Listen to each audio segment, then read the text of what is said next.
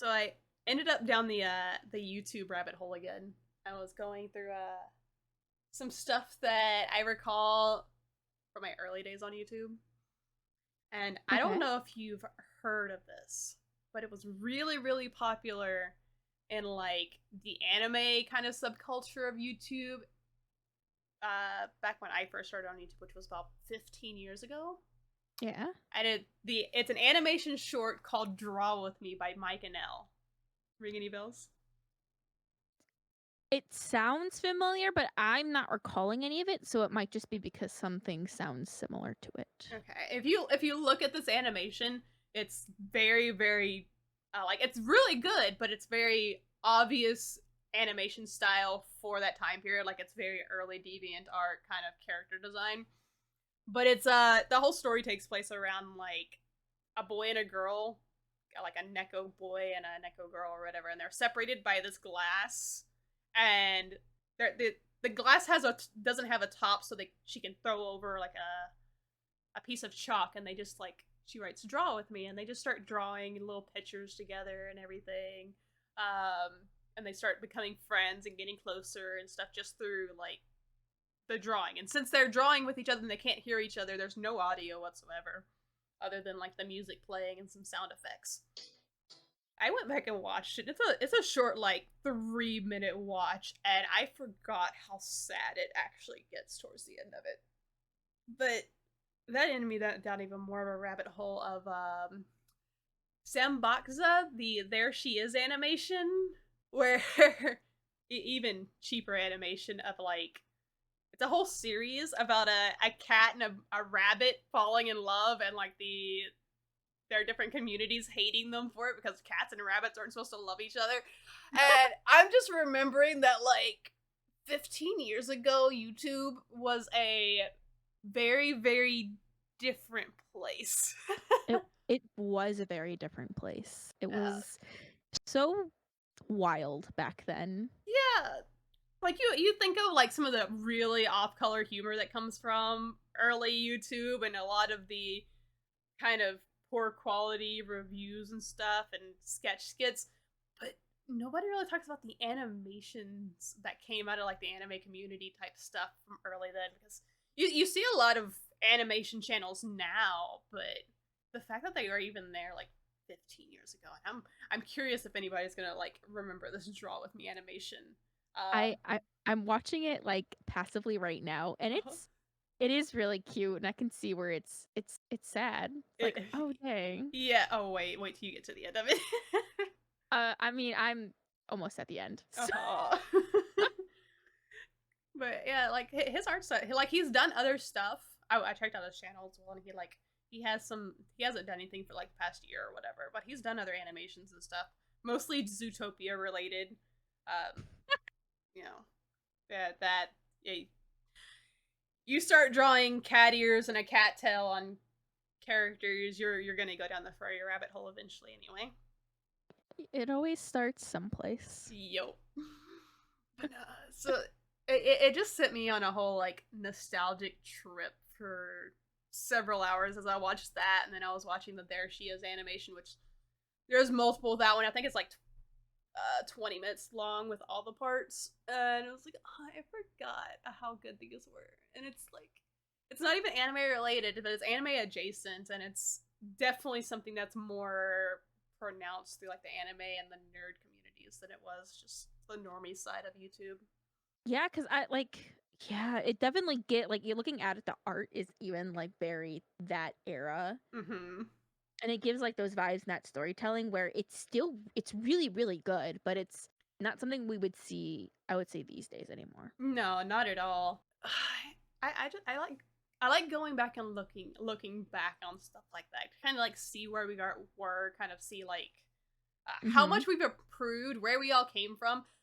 As much as I hate, I hate the term nostalgia for a personal reason, because it's generally the argument that's used for like, oh, this anime, this thing is so great, and you ask why, and they're like, oh, because I remember watching it when I was 5, and I'm like, all right, chill. But there is good parts of nostalgia, and I have to remind myself about that. So like these kind of journeys really help me with that because we've done nostalgia before on the podcast. I've brought up Bishies and we've talked about yaoi paddles and all the like. But I think like we're gonna do a more deep dive into all that this episode. Yeah, stuff that, we remember very clearly or even vividly, and things that just like meant a lot to us. Mm-hmm. Yeah. Um, And there's so much. There's so much to talk about, and I made notes for it. I guarantee you there's gonna be more stuff that comes up just out of nowhere.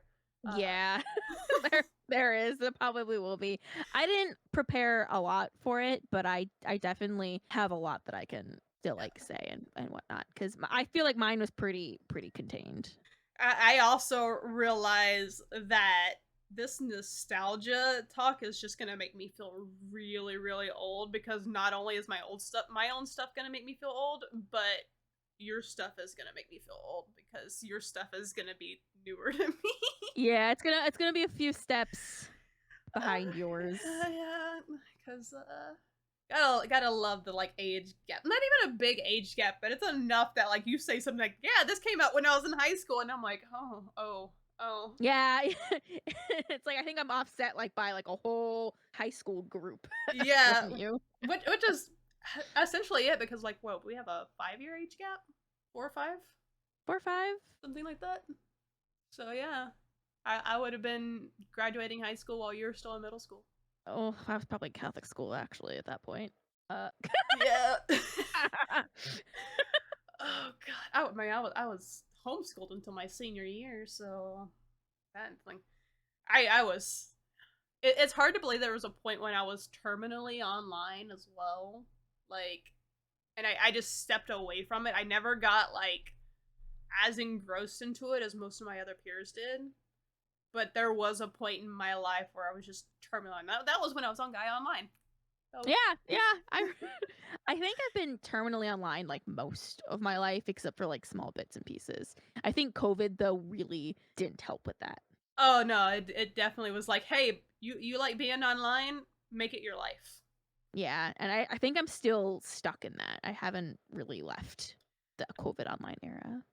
I've been trying. There's just not a lot to do, but I oh my god, thinking back to Gaia and Oh like god.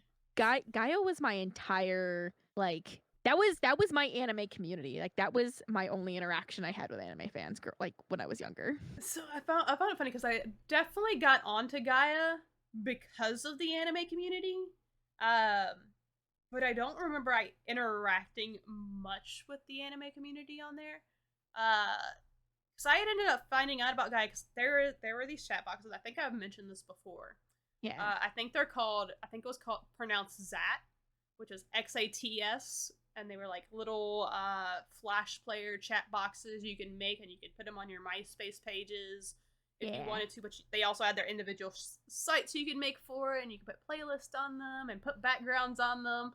They looked absolutely horrendous looking back at them. I Very was MySpace era. yeah. I was in like 30 different ones. Most of them were anime related, actually. Some of them were, this is gonna sound bad, they were all mostly role playing ones. There was the Organization 13 one, I was in an Akatsuki one for It's okay. Naruto. I was in a Bleach one for a little bit. It's okay. I was in a Bleach RP too, so it's Yeah. fine. So like it was through that because I was also playing like games with these people, and they told me about So My God and like how there's a huge anime community on this thing called Gaia Online. And I remember getting on there. I was like, cool, this is great. I'm gonna make myself an anime character, and I'm gonna go on these forums. And I remember going onto these forums and just getting shat on so much. um, Mostly because like okay, the role playing that happened in some of those forms was very very different than what I was used to doing. Because it's very Yes. long form, which I wasn't like against it. I was just not used to it, I guess. There was a mixed form because there was some short form and there was some long form. It was definitely had a mix, but you definitely saw like the big RP threads and everything were all long form. Oh yeah. I remember going onto a fairy tale one, and we got to make our own OCs and stuff, and it was Oh, cringy, man. It was really yeah. cringy. Stop reminding me of my Bleach OCs. I had I had so many. Oh my god, it was so cringe. What was Yeah. even cringier that like there was such a small roleplay group that I made an extra account so I could make more roleplay profiles so I would have more characters to interact with. Oh my god. See, I only So did the one. I don't think I had the attention span to be able to run multiple RPs at one time. Uh, yeah, I just had the one, and then I would change my character and join another group when I'd get bored or something. But yeah, most of my time on Gaia was not in anime content. anime. So, Mine was pretty much all anime context because I remember joining a lot of guilds that were anime centric. mhm. I like there's one that got retconned, and part of me is like really sad that it got retconned, and the other part of me is kind of like relieved that it got retconned. Yeah. But I had a lot of discussions, and a lot of those discussions introduced me to more anime, and some of them made me more critical thinking when it comes to anime, and other ones were just mindlessly going like, "Oh my god, these characters are hot." But I do remember like the RP threads. I remember going through them and just admiring like how beautiful they looked and how much work went into them. Oh yeah. Because my RP threads that I was part of, we were just like no format text or anything. Like we just had the profile and we just messaged each other back and forth in like those specific threads Right. in character, and unless we put like a slash OOC. Which those are the ones I really liked, like being able to get into a character and stuff like that, and like what makes VTubing so fun is basically you get the roleplay as your OC as well on here. But You roleplay? I can't roleplay for shit. I tried for a very short while, and then that then it led to an eventual rebrand on my part. So yeah, we don't do that no more. Like it was never like the dirty roleplay, but it was just like people. I got too into the character, and people were like, "Hey, by the way, take it further," and I was like, "No, you could." No. Oh my god. Yeah, and I just remember watching I did watch a lot of groups and a lot of forum posts because that's where I got at least half of my anime recommendations, or I'd find something like I'd get this was around the time I was really into Fruits Basket as well. I think I just got into the Yeah. manga. So I would read manga chapters and then I would go and go on to Gaia and see what people were saying and talking about on there. I swear to God, we had to have run into each other at some point and just not realized it on that site. Probably. Because I was all over everything Fruba. I just wasn't as active because again, like I didn't want to take part in conversations. I just wanted to read what everyone was saying and judge them quietly. Okay, I probably got judged. That's I probably how we yeah. ran into each other. I would occasionally like maybe say something if I was really passionate about something or if I wanted to clarify something, because you would get anime onlys on there and they would be asking about the manga stuff, and most manga people aren't the most helpful and be like, just go read it. And I was like, nah, let me give you the actual answer you want because I understand what it's like to not want to read a manga when you can just watch the anime. Like, I get it. So I'd answer the question and be on my way. Like that was my kind of extent and contribution to stuff for the most part. I don't know. Most of my like actual like in-depth conversations on that site happened in like towns. I would Yeah. like meet random people, and I just have this like very vivid memory of talking to this user whose name I can't remember. Mm-hmm. And we were talking about like favorite animes, and I was like, "Oh, I like, Fruits Basket, Kodocha, like all the stuff I normally say." And he was like, "Oh, well, my favorite is Code Geass, Bleach, and Death Note." And this single user is the reason I watched all three of them. Because I was like, "Oh, okay. You really like them? They must be pretty pop." Well, yeah, they ended up being pretty fucking popular. But Uh-huh. but he was the reason I ended up watching all of them. Not because, mind you, I never talked to this person again after this point. But like that conversation just stuck in my head so much that I'm like, okay, this person liked them. They have to be good, and I ended up liking them all. So I guess he looked out. Did I ever tell you that like Gaia Online's the first time I ran into like actual I don't know if you would call it bullying behavior, kind of like toxic behavior online, I guess. Like No, I would not be surprised because it definitely was there. yeah, because like there was definitely toxicity within like the chat groups I was in for passion, but like I was part of. I played Oh My God with a group of people, and then I would go into towns. We all made our houses next to each other in the same town and stuff. And we would occasionally meet up in certain areas. We would chat for a bit and hang out. And I was generally always the first person online, but like Guy had always been really friendly to me, aside from, people telling me I don't know how to RP. So I was, I had a pretty positive opinion of like these massive chat groups that happen in towns. And then this one incident happens, and I never got on the towns again, and now towns is gone, and I'm sad. But Yeah. I was sitting in the town, and you go into the town, you can make your character sit, and I was just waiting for my friends to show up. I knew they'd be there in like a couple minutes or whatever, because it was around that time that they always generally showed up. And there were other people in this town at the time. Like there was a whole conversation happening. I just picked a nice little corner by a tree, and I was like, I'm good. And I had other things going on while I was waiting. And I look up, and somebody walked up to me, and they were being like very, very flirty. Like, I don't remember exactly what was said. They were like, "Oh, your avatar is really cute," blah blah blah. Like, Oh, I remember those years. yeah, it gets worse. Like he came up very complimentary. He was like, "So do you want to hang out and like maybe like RP and DMs and stuff?"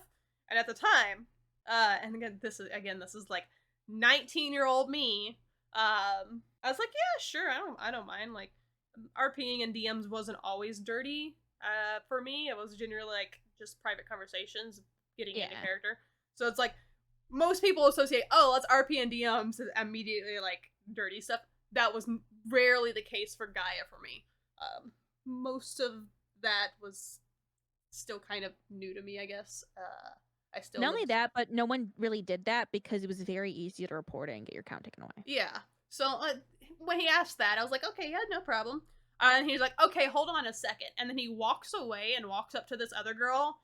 And then he just goes, see how easy that is? Stop being such a prude. Just go to DMs with me.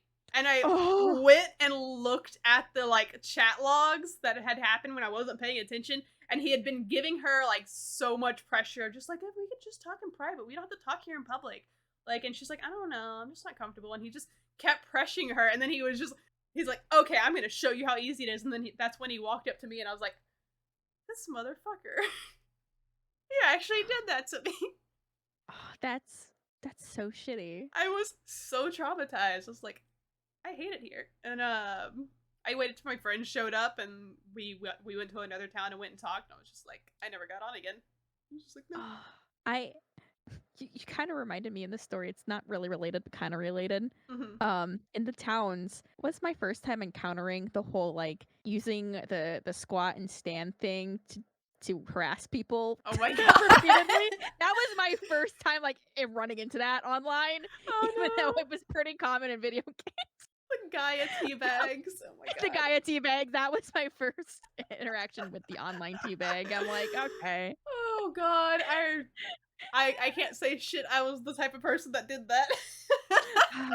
People would do that all. Actually, when I changed my my Gaia online profile, because before I had like a cute, overly pink persona, and then I had like a dark, sexy one that is usually what I use still. People always did it when I did the dark, sexy one. It was awful. I mean, people just walk up to you and it was just to start doing it, and you're like, "Will you leave me alone? I'm having a conversation with someone." Oh my god. I remember, and this was a little before that incident, because my characters were always kind of OCs. I just kind of like did whatever I thought was cool looking, and then like if I was in like a Bleach RP or a Naruto RP, I would change the outfits and stuff, but I wouldn't really change the character. And the only time I really changed the character, and that's what my character is now, is when we were doing an RP group for Fairy Tail. But we were doing descendants of Fairy Tail characters. So first, my character was the descendant of Juvia and Gray, because that was my OTP. And I had like the Juvia hairstyle and everything, and like the full outfit, and the name kind of resembling that. And I went into, it was Towns 2, because when Towns 2 first started becoming a thing. Yeah. And two or three people were coming up to me and they're like, "Are you supposed to be a Juvia?" And I'm like, kind of. And then they just started shitting on Juvia. She's so depressing. She's so gloomy. Drip, drip, drop. Who the fuck cares? And I'm like, oh my god, leave me alone. And I kept like going away. And I remember them following me. Drip, drip, drop, gloomy bitch. I'm like, oh my god, leave me What alone. the fuck? They like followed me through 3 different towns. And I'm just like, please. I will have to give points though for Gaia for having the most creative cyberbullying. Yeah, I mean, so this was also when Club Penguin had went down, so a lot of the Oh Club Penguin people came yeah. over to Gaia, and Club Penguin people were a whole different breed. As someone who was also a Club Penguin person, they were a whole different breed. Yeah. I never got on it. I just remember seeing all the screen caps and being like, yeah, I'm not going in there. It's fine. Did I ever tell you that like literally those kind of games were like all I did? As like I would jump from chat like centered game to chat centered game, and I would just keep jumping to like so many different ones. Like Oh my gosh. and that was like I kept going to different ones, but I always when I got on Gaia Online, like Gaia Online just kept being the one I kept coming back to because it was the one that I could find people I related to the most. Fair. But there were online forums that I found too. Like there were separate forum sites Mm-hmm. that I stumbled upon because I did Google searches like searching Bleach characters, this ship like love, and then eventually you get forums of people discussing it coming up in Google searches and you're like, Right. "Oh, now I'm a part of this forum, I guess." Gaia was kind of like I think my only game for that. Like the only other games I did was I did the Naruto and the Bleach Arena browser games that are I assume are no longer working because they run off of Flash. But Yeah. I my one of my main groups for these chat groups that I was in was for Naruto Arena, and we all had our own little clan in there, and they talk about who's the new meta for like this game, or we would help each other try and complete the missions by telling like, okay, this is the best trio to have to beat this one mission if you're struggling with it. And we would climb up the ladder to see how we'd get every time. Yeah, you had far more adult conversations than I did on Gaia. To call these adults, is a huge stretch. So I am sad to admit that granted these terms didn't exist in that time, but I was a very like cringe, like ooh kawaii kind of like personality on we're talking. And I hate and every time I go back and look at some of my old posts, I literally die inside and cringe and I'm like, I hate myself. Why was I like this? You Why was just I like this? you just unlocked a memory for me. Oh. So this is why I've always kept my real life friend group away from my real life stuff separate, and it's just because I got traumatized by introducing them at one point through these chat groups. Because I spend a lot of time in these chat groups and I'd come home from work and I would immediately get on and just talk to my friends. And I had a friend that was friend. I think he was trying to date me. I'm not sure, but if he was failing horribly at trying to make that known. Just putting that out there. Okay. But he was very. I was talking to him about the chat groups I was in. I was like, yeah, because he asked me what I had been doing since high school. Because he went to the same high school that I did, and I was like, oh yeah, I just kind of like hang out in these chat groups and I play all these games and stuff online. I don't really do much anymore. And he's like, oh, those chat groups sound really cool. Tell me about them. And I was like, start talking to him about them and stuff. He's like, I want to talk about anime stuff with people. So I was like, oh, okay. So I ended up sending him a link to one of my main groups that I hung out with, which was just the really chill one. It wasn't an RP group or anything like that. It was just like 10 of us that just talk shit whenever we wanted to. It was our base group. And he comes in there and he's just like, and I'm not going to say what my username was anyway. It was like, boop Cyan snoot, runs away, hides in corner, rolls on ceiling. And it was just like, bro, what are you doing? Like he wasn't talking to anybody. He was just like doing random activities in like role playing format when nobody else was role playing. And my dude, what are you doing? You're making me look bad. I invited you here. I don't know this dude. Get him the fuck out of here. And then they ended up banning him. And I never talked to him again. You want to know what's so funny? Mm-hmm. I had a really similar scenario happen, but not like on Gaia. Like that happened in like Discord. Oh god.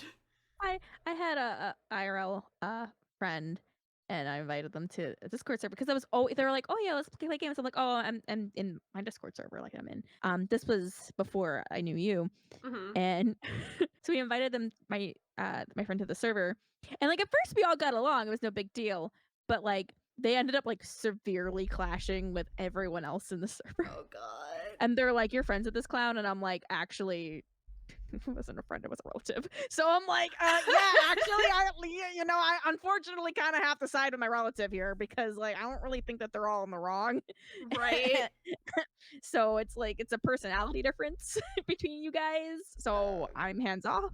But they yeah. ended up getting kicked from the thing. So and it's like they didn't do anything wrong. It was just like they just didn't get along. Right.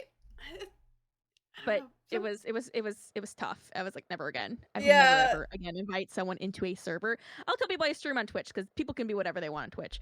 But like, I will never ever invite an IRL friend into a server of mine. I mean, some of the people I've told a few people I stream on Twitch, and they've stopped by the streams every now and then, but they are so far removed from like the online world that they don't really understand anything that what's going on. And they're like, "Oh yeah, I've heard of Twitch," and I'm like, it baffles me that I know people within the competitive gaming scene, right? Like they've been doing competitive fighting games, going to things like DreamHack, going to fighting game competitions, Tekken World, all these different things, and they're like, "Oh yeah, I kind of know what Twitch is. It's like you just play games on there," and I'm like, "That's all you know of Twitch? They're really?" Uh, I'm like, okay. I didn't realize there was that much of like a knowledge gap of online Yeah. communities because it feels like it's so common sense. Even back then, like I guess if you're Yeah. so immersed into a world that people not knowing about it seems very foreign to you. Yeah. It is. I do have to say I'm lucky that I'm always reminded of that because I talk to people about it all the time who Yeah. have no idea what Twitch is. All the time. And so I'm always like, yeah, imagine it's like a TV show, but there's an infinite amount of channels and anyone can own their own TV channel and run whatever programming they want on it whenever they want. And they're like, Yeah. "Oh, so you have a TV show?" And I'm like, "Sure, we'll leave it at that." I have my own TV show. Sure. If that's I what makes it easy for you to comprehend, I have a TV show. You're welcome. I think I'm really spoiled because like you still interact with your family and everything, and I'm sure they understand what you do to a degree, and then a lot of the stuff is just like Japanese stuff right overhead. Sure, it's a Shio thing. I haven't had to deal with that in a long time, so my only interaction with normie people now is generally work. Hmm. Which I just talk about work stuff anyway. I rarely talk about like anime stuff at work unless it's the one coworker that's huge into anime and me and her talk about it all the time. But I'm never in a situation where I have to really explain that stuff anymore. Especially not in the last 3 years. So it's weird because I definitely have had to experience it more like maybe 6, 7 years ago when I was more active and like outside of anime communities. Because I'd go to the Renaissance Festival and the only thing they know about anime people is like, oh, these weird anime people coming up in their weird anime cosplays, thinking they're part of the Renaissance Festival. Like, I won't say anything. um so with that, like I think the reason I talk about it to like people who just don't know anime or Twitch or anything like that, Mm-hmm. because I feel like if you talk about it to everyone who's like normal people too, Mm-hmm. it starts normalizing it. Oh yeah. So I that's why it's like even though sometimes I feel like the cringiest person in the world talking about it to my coworkers, I like having those conversations because a lot of times they'll come up to me and be like, "Oh my god, this thing that we talked about, I ran into someone who liked the same thing," and they'll like get super duper excited, and we have like these really fun conversations sometimes. Oh yeah, Um, I fully support that because I've always done that as well. It's just like I just don't do it at work.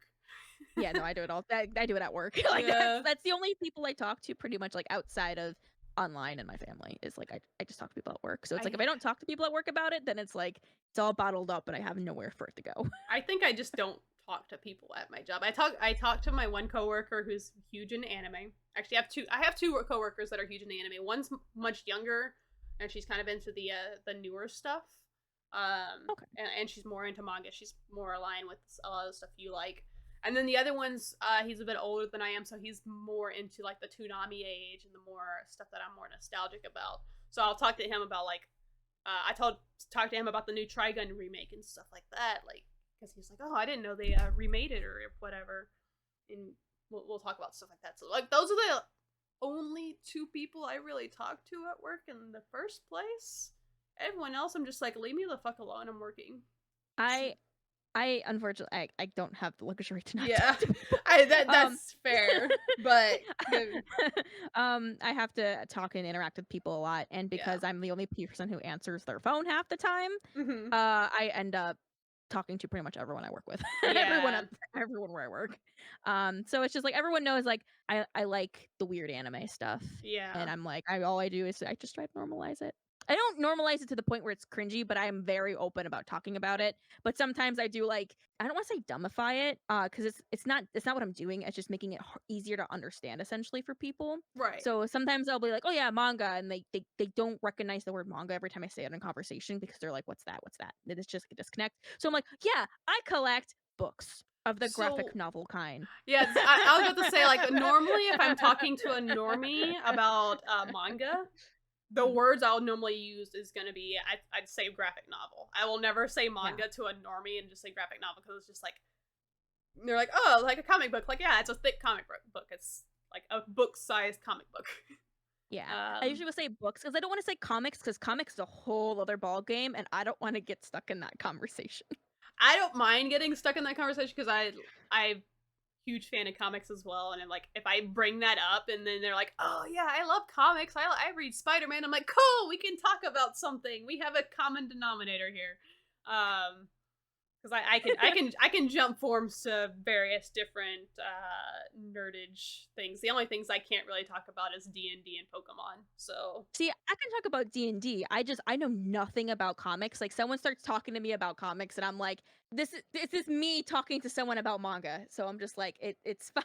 It's like I get it. So I'm like, I don't want to trap myself being like, "Oh, you like comics?" It's like I appreciate comics. I think they're great.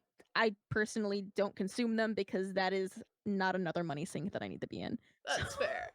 I think so. I used to collect comics. I used to have a huge collection of them, and I'm still really salty because my dad sold all of them for sketchy money that he used to buy sketchy things. Uh, when I was a kid, I'm still very torn up over that because it was I had.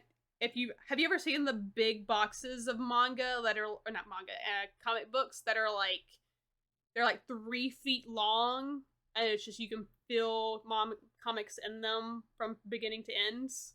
Like they're fucking huge. I yeah, had they're big boxes. I had 5 of those full of comics. He Oh. sold 4 of them. Oh. Uh, I was so upset. My heart breaks for you. And it wasn't even a matter of like, oh, I went to college and he was just trying to clear out space. I still lived with him when he did that. I came home from work and all my comics were gone. Like, because I kept them in my closet and I'm like, everything was pulled out of my closet. I'm like, what the fuck? And they're like, my comics are gone. What the fuck? And I ran out and asked my dad. And he's like, oh, I needed money, so I went and sold them. I'm like, how much did you sell them for? He's like, $25. Oh my god. Oh my god. Oh my god. Oh my god. Yep.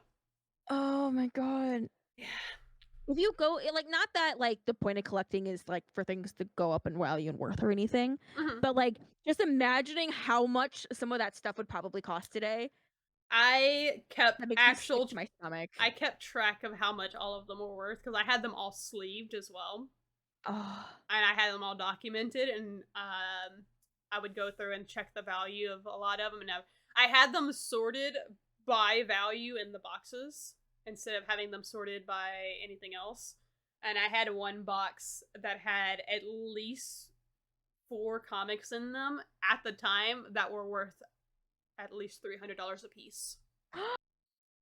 Because I had one first volume of a series, but I had a lot of second and third volumes with the original releases, and I'm like, this hurts me. This hurts me so much.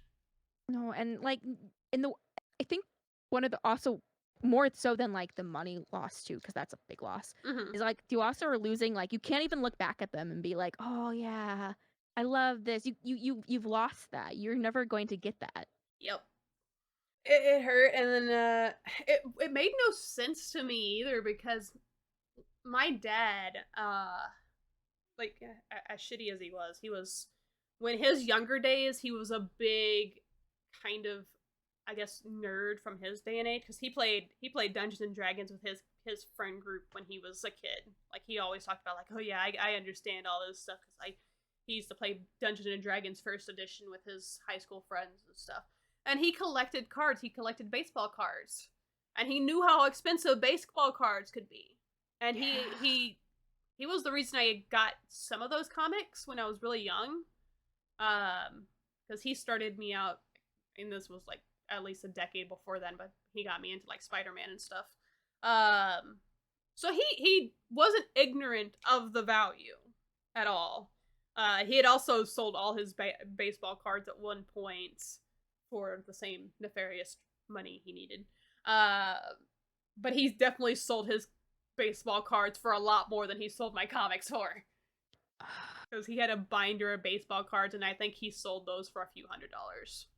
So I'm like, right, if you're gonna sell my comics, at least get a fraction of what they're worth. Yeah. You know what's even more frustrating? What? I know I had a copy of the documentation of what all the comics are worth inside each of the boxes. Because I was the type I made. They would literally. I gave them a price sheet for what it's worth.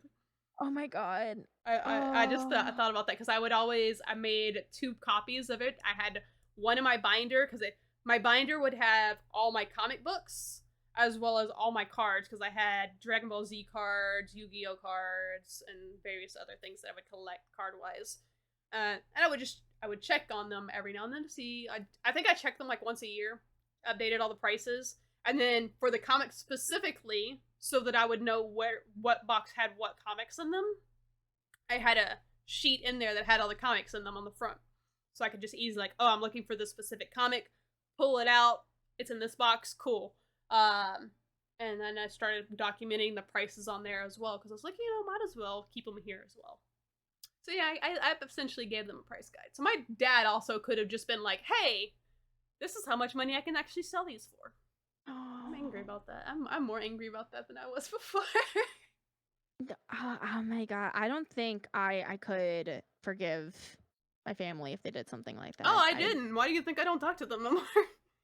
No, I don't think you're wrong. Well, it seems probably to some people silly to get mad over material possessions like that. It means a lot when they're really really important to you and it's something you're very invested in and someone's like just gives it away and doesn't Yeah. talk to you and you're like that's not just like material possessions. That is just no. blatant disrespect for you as a person. I mean, I've been on the reverse end of that because not long after that, and it was so not long after that happened, I moved out.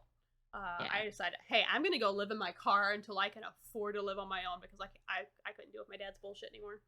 But I remember seeing I used to go to garage sales and I would see stuff for sale to furnish my new apartment. And this one lady was selling an entire box of comics, and it was her sons who went to college, and she was just selling shit from in his room. And I had ended up buying it, and she sold it for $25, which is what my dad sold my 5 boxes for. So it was like the same price, but she sold it to me, and I had it. I looked through it, and it had some decent volumes in it. It wasn't like a big find or anything, but it definitely had some like entire series and stuff in there. They were well taken care of. They were also all sleeved. They were, good to go. And I kept them for a long while. And it was like 4 or 5 years later.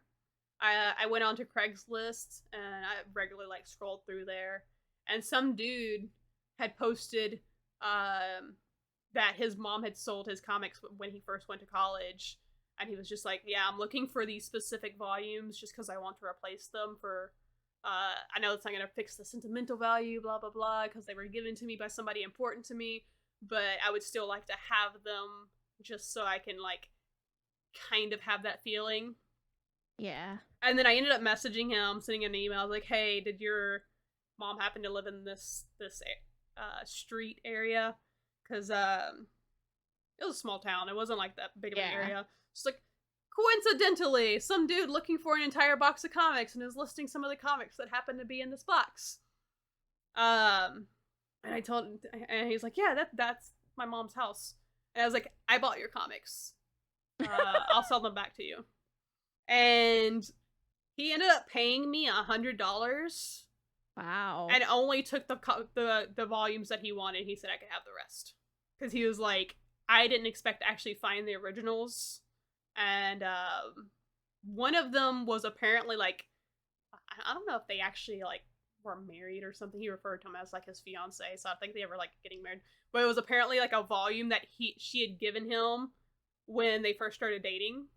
And I was like, oh, that's sweet. Oh. But like a lot of them were just like things that he had gotten from when he was a kid. He was like, yeah, I just don't want to like lose these. I'm like, bro, take as many as you want. Take the entire box. He's like, I don't really have the space for the entire box. I just want these volumes. And he gave me $100 to keep the rest of them. I was like, dude. Wow. So. You're like, oh, I accidentally made a profit off this. Right, somehow.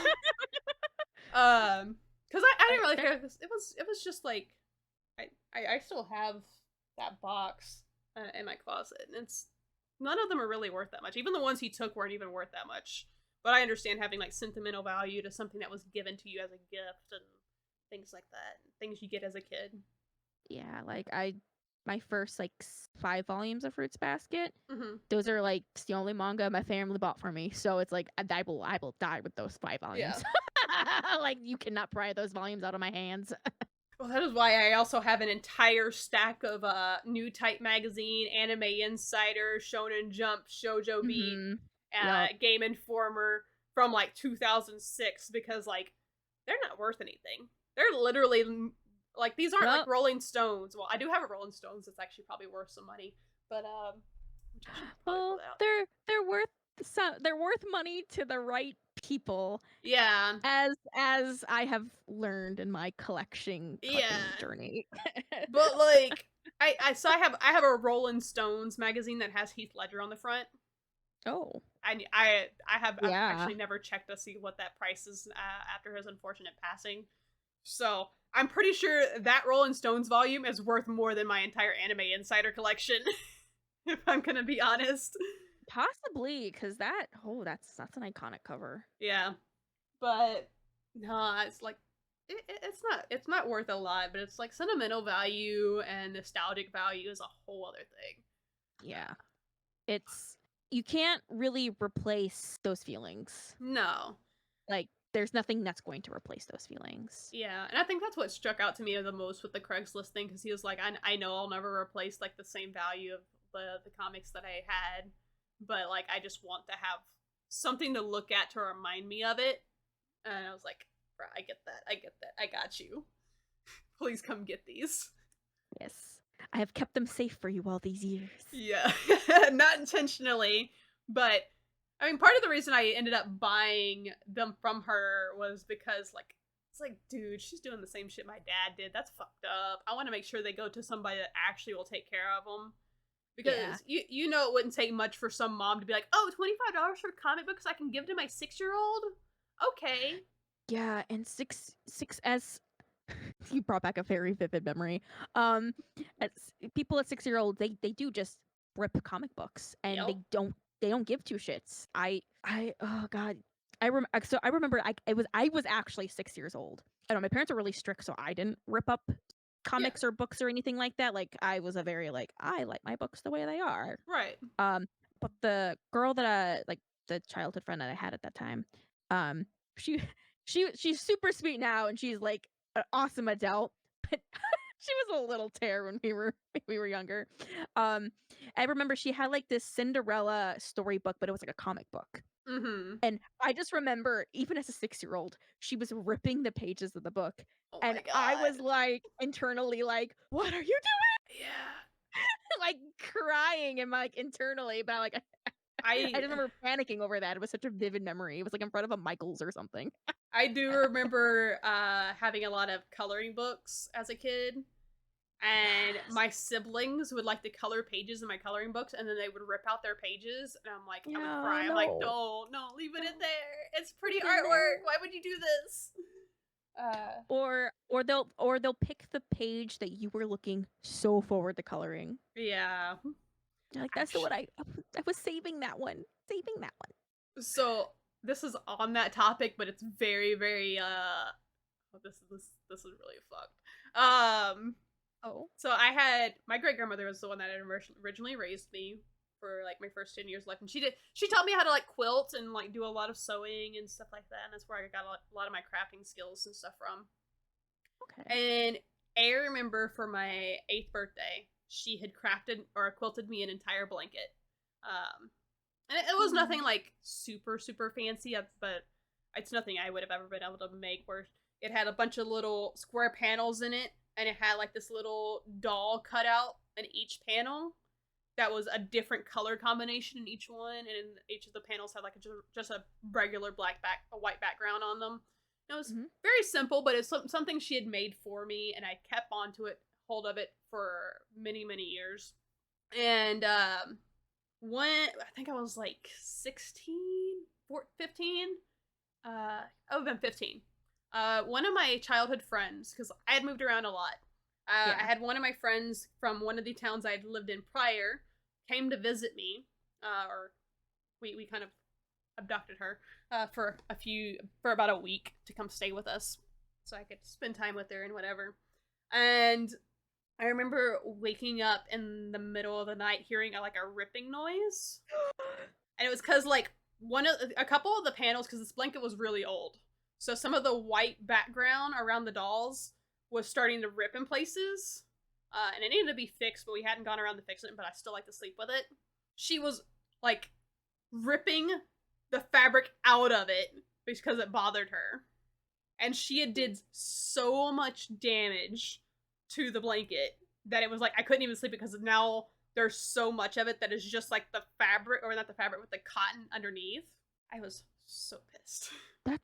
That's horrifying because even though it's a simple blanket, that still takes a lot of time to make. Yeah. B, that's not hers. That's not her business to be ripping up and destroying. That Yo. is yours. Especially she's at an age where she should fucking know better. Yeah. And like, oh my god, just like if it annoys you, ask for a different blanket. Like, so here's the thing: she wasn't even sleeping with that blanket. That was the one I was sleeping with. Because we had given her. So what ended up happening was I had given her the blanket I normally slept with, because I wasn't sleeping with that quilt anymore because it was tearing, and now we were gonna get it fixed. So we had given her my normal blanket, and I was gonna sleep with that one because like nobody slept with that blanket. It was my blanket. So she was touching the blanket I was sleeping with and ripping it because she couldn't sleep and it was bothering her. So it was even worse. That's the first time I ever punched somebody, by the way. I got in a lot of trouble for that for some fucking reason. Like my mom just did not understand why I was upset about it, which I don't understand at all. I understand why you're upset about it. Yeah. Like, holy shit. I was so pissed. I've never talked with her again. And then my mom sent it to go get fixed by like a seamstress, because I vaguely knew how to do it, but my mom didn't trust me with a sewing machine. So she's like, yeah, I have a friend that can sew blankets and stuff. She'll fix it for you. And she sent it to the lady, and then we never got it back. I was so pissed. Like, there's no monetary value to this, and you just destroyed my childhood. we took a turn on We this did. episode. We went from nostalgia to sentimental value so quickly. uh But yeah, no. no, that actually it's not to the same degree. I do have a similar story. It's so when I grew up, I had a child's piano. Mhm. I don't know how to play piano. I never learned how to play piano, but like love this thing to death. It was like we loved tapping away at it, sitting there, using it. Like it was I loved this thing. Right.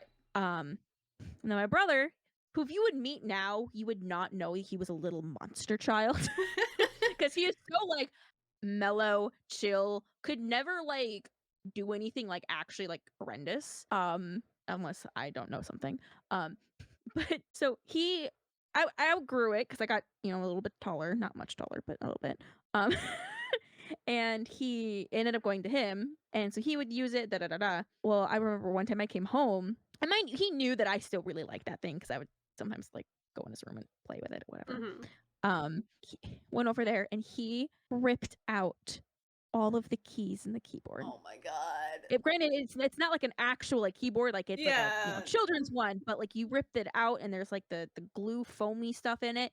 There Mhm. was no fixing it, but he ripped out every single Oh my key god. of that piano. And I learned at a young age how to see red. Yep. I was I was so mad. Oh, Honestly, I just remember crying and crying over it. I But then again, I've I was also like a little kid too. I've had people ask me before, and like this doesn't really happen anymore because internet has taken over, and this will segue us back into anime. Okay, so Yeah, okay, cool. but I've had people ask before, and this again back in the high school times, where people would ask like, "Oh, can I borrow this manga or can I borrow this anime? I really want to see it." And I'd be like, "No, you're never touching it." And it has nothing to do with them and everything to do with past traumas of like nobody is touching my stuff. Oh, I learned that one the hard way. Yep. Yeah, yeah. Nope. I lent someone a volume of Fruits Basket. Mm-hmm. This is my volume 1 that I had signed by Laura Bailey. Oh no. And I didn't, cuz I'm from another, like my family doesn't smoke or anything like that. So I didn't Yeah. realize that if your family smokes that there's smoke residue is a thing. I had no Yeah. idea that was a thing.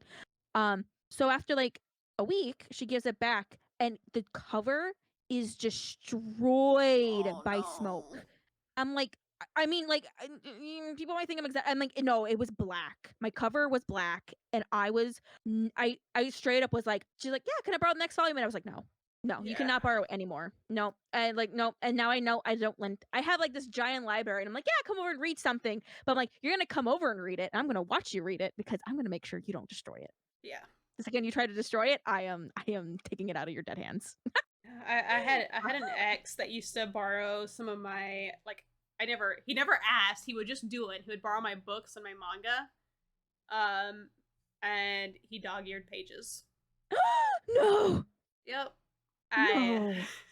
the fact that that wasn't the reason I broke up with him is a shock to me, but yeah, I have some manga and I have some books that you can still see the damage to this day of like the slight crease. I'm like, I hate it. I hate it so much. Or the people who grab the manga and they immediately break the spine, and you're Oh like, my no! god.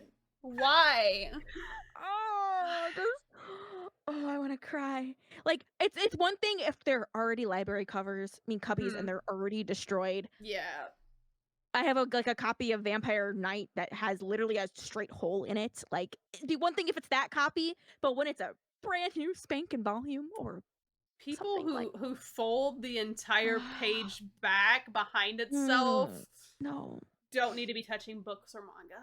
Nope, nope, don't. Especially people who like collect them or love them. It's like, Mm-hmm. no, it's my own. If it's a library book, yeah, whatever, do whatever you want. But like, do whatever you want, but as long as the other people can still read it, I should say. Yeah.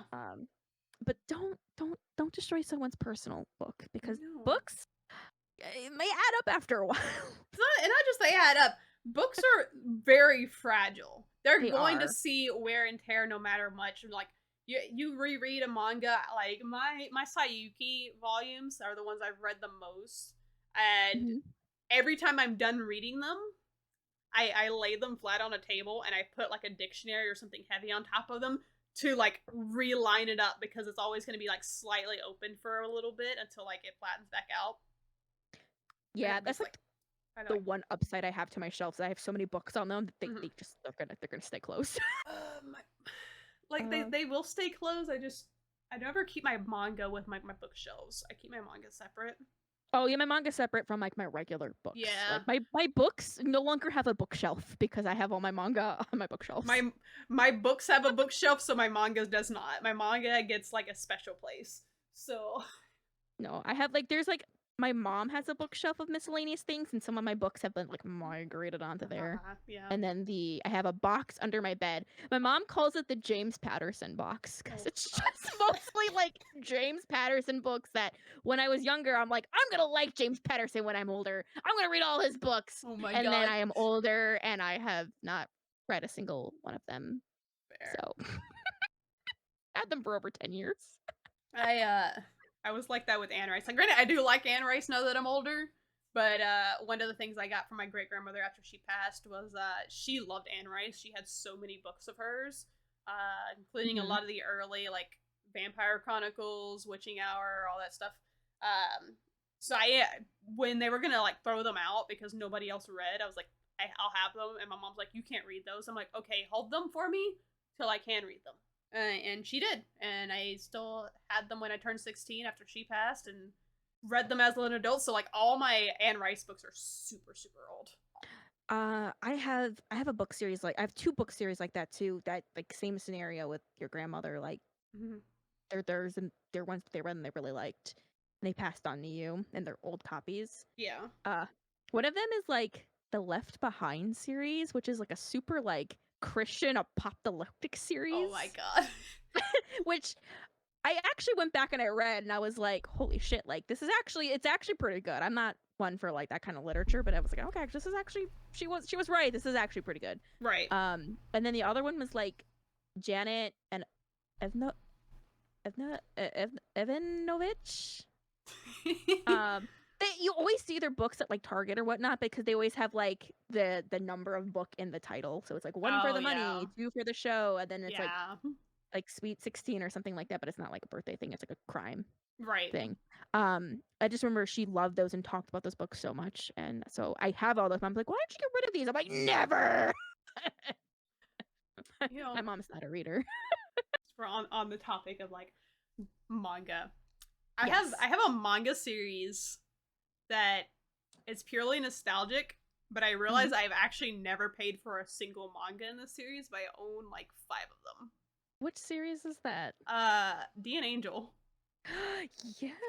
So I remember because I initially watched D and Angel, as I've done with most things, and because it came on I think it was on the Funimation channel when that was a thing for its very short run. Yeah. But I remember this was my senior year of high school. I was actually in public school, and I remember sitting in health class, and I went to go pick my seat, and in the seat before me and the little book tray underneath, there was just a volume of D and Angel sitting there.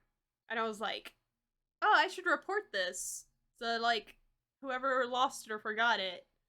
And I was like, actually, no, if I give this to like the teachers, they're probably gonna like confiscate it because we're not supposed to have books that aren't allowed from the library in our school. Oh. Because like that, they want to make sure our reading that's happening during school is regulated. Like we can read whatever we want afterwards, but they don't want us to read anything that's not library issue inside the school. It's just like, oh, I don't like that. Yeah. It was very, very small town. They were very strict on that kind of stuff. It didn't really stop us from doing it because I still read a lot of books that weren't in the library. But I was like, I don't know what to do. So I just like put it in my book bag. I didn't know anybody. Like I knew like 3 people in that school that liked anime. None of them would have been in my grade to have been reading D and Angel. So none of them would have been in this health class. So I didn't know where it came from. I just put it in my book bag, and then like I forgot about it, and then it stayed in my book bag till I came home, and then it made its way on my bookshelf. And then I ended up getting another volume given to me by the one really cringy dude from the chat group that was rolling on the ceiling. He saw it on my bookshelf and he was like, "Oh, you really like this series? Here, have another volume." And that was my first clue that he might have been trying to date me. But he was using a lot of the terms like, "Oh, we're good friends. We're like, you're one of the bros. You're one of the homies." So I was like, "Are you trying to date me or are you not?" Yeah, they're yeah. Yeah, so I was like, I was not sure because that's mixed signals on all fronts. It is mixed signals, but looking back, it's like, oh no, it's definitely Yeah. yeah. Well. Okay, I'll jump out of this story for how I acquired the Angel real quick. The thing that really clued me in afterwards, because after he was banned from the chat group, and I was just like, I'm done with you. You're annoying me. He left me a love letter on my front door. Oh. And I was just like, bro, it's been like 8 months of you trying to talk to me and just saying that, oh, we're such good friends. You're one of the bros. Like you. I'm like, okay, I'm done. So yeah. he was definitely trying to date me, but at that point I was just like, you're too cringe. Go away. But no, so I got the second volume from there. I got the third volume when there was a bookstore that opened up in my area that would have these bins out front that were books that were not completely free. Oh wow. Because it would be books that were donated that they for some reason couldn't put a markup value on them. I guess most of them were things that were kind of damaged or like I guess free books in the first place. I got Aragon, the first book of Aragon, hardcover, out of that book bin for free simply because it was missing the paper cover. That's a steal. I know. But yeah, The Angel book 5 was in there, and I remember grabbing it out of there, and like, okay. I got a lot of really good books. I would go in there, they would refill it every Tuesday, and I would just sit there and dig through it for hours. Like, what you got? This looks slightly interesting. It's free. I don't care. I feel that on a deep level. Yeah. But also, hey, did you need a spare copy of The Angel 13? Because that's the hard one to get, and I have 2 copies. Potentially, because I think I have 1, 3, and 5. Yeah, 13 is like the elusive copy that's like super hard to get. Some people are selling it for a stupid amount. I bought one for a stupid amount, but then I also bought one for like a really good price. So yeah. If you want it, I'll give you the one I bought for a stupid amount. Bet. Because that one makes me mad when I look at it. So I can have that one. For sure. Yeah, that's like the manga that I've never paid for. I've gotten every book of it for free, and I really need to get on it and actually start collecting all of it because it's the only series that I have that is not finished that I have. And D&A Angel is actually pretty easy to collect as long as you have the final volume. Yep. So, because I think the last 2 are the 2 hardest to find, but you can still find 12 typically, but 13 is like nearly impossible to find half the time. Yeah, because I got Fruits Basket. Ooh, actually, this was gonna be fun. So we've both shopped on Right Stuff. Yes. And I mentioned this earlier before we were recording. I found the one of the old volumes of Right Stuff when it had the mail order catalog before it was an actual like website. Yeah. For 2006 fall season. And for anybody too young to understand what the fuck I'm talking about, a mail order catalog is where you go through, you type it, they give you an order form, you type in the number or write down the number of the product that you want, put the price of it, and put a brief little description of it, and you mail it in with a money order or a check, and then they send you the product. Yes. I think JCPenney is like the company that like most people remember by their catalogs. Yeah. And at least in our generation. I don't know if any like younger people's moms do this stuff because this has not been a thing for a while. I know my mom used to do stuff like this with like, she'd get all these little home decor magazines in that she would order off of. Oh yeah, and like Pamper Shift and all that. Yeah. So this was an anime only thing, and it had anime, manga, merch. You could get wall scrolls, figures, bath towels, and various other things. And they even had like an 18 plus section that was kind of sealed off in the back of it that you could remove. My first purchase from this company was actually a manga. And I ordered them one volume at a time because I was so scared my dad would see it. And I didn't know if he would open my packages. And I also didn't know how these packages would initially arrive because I'd never ordered anything through the mail before. So I was like, I don't know how discreet this packaging is going to be. I know what the front of this cover looks like, and I know what my dad is going to think. And that series is Absolute Boyfriend. Oh. Yeah.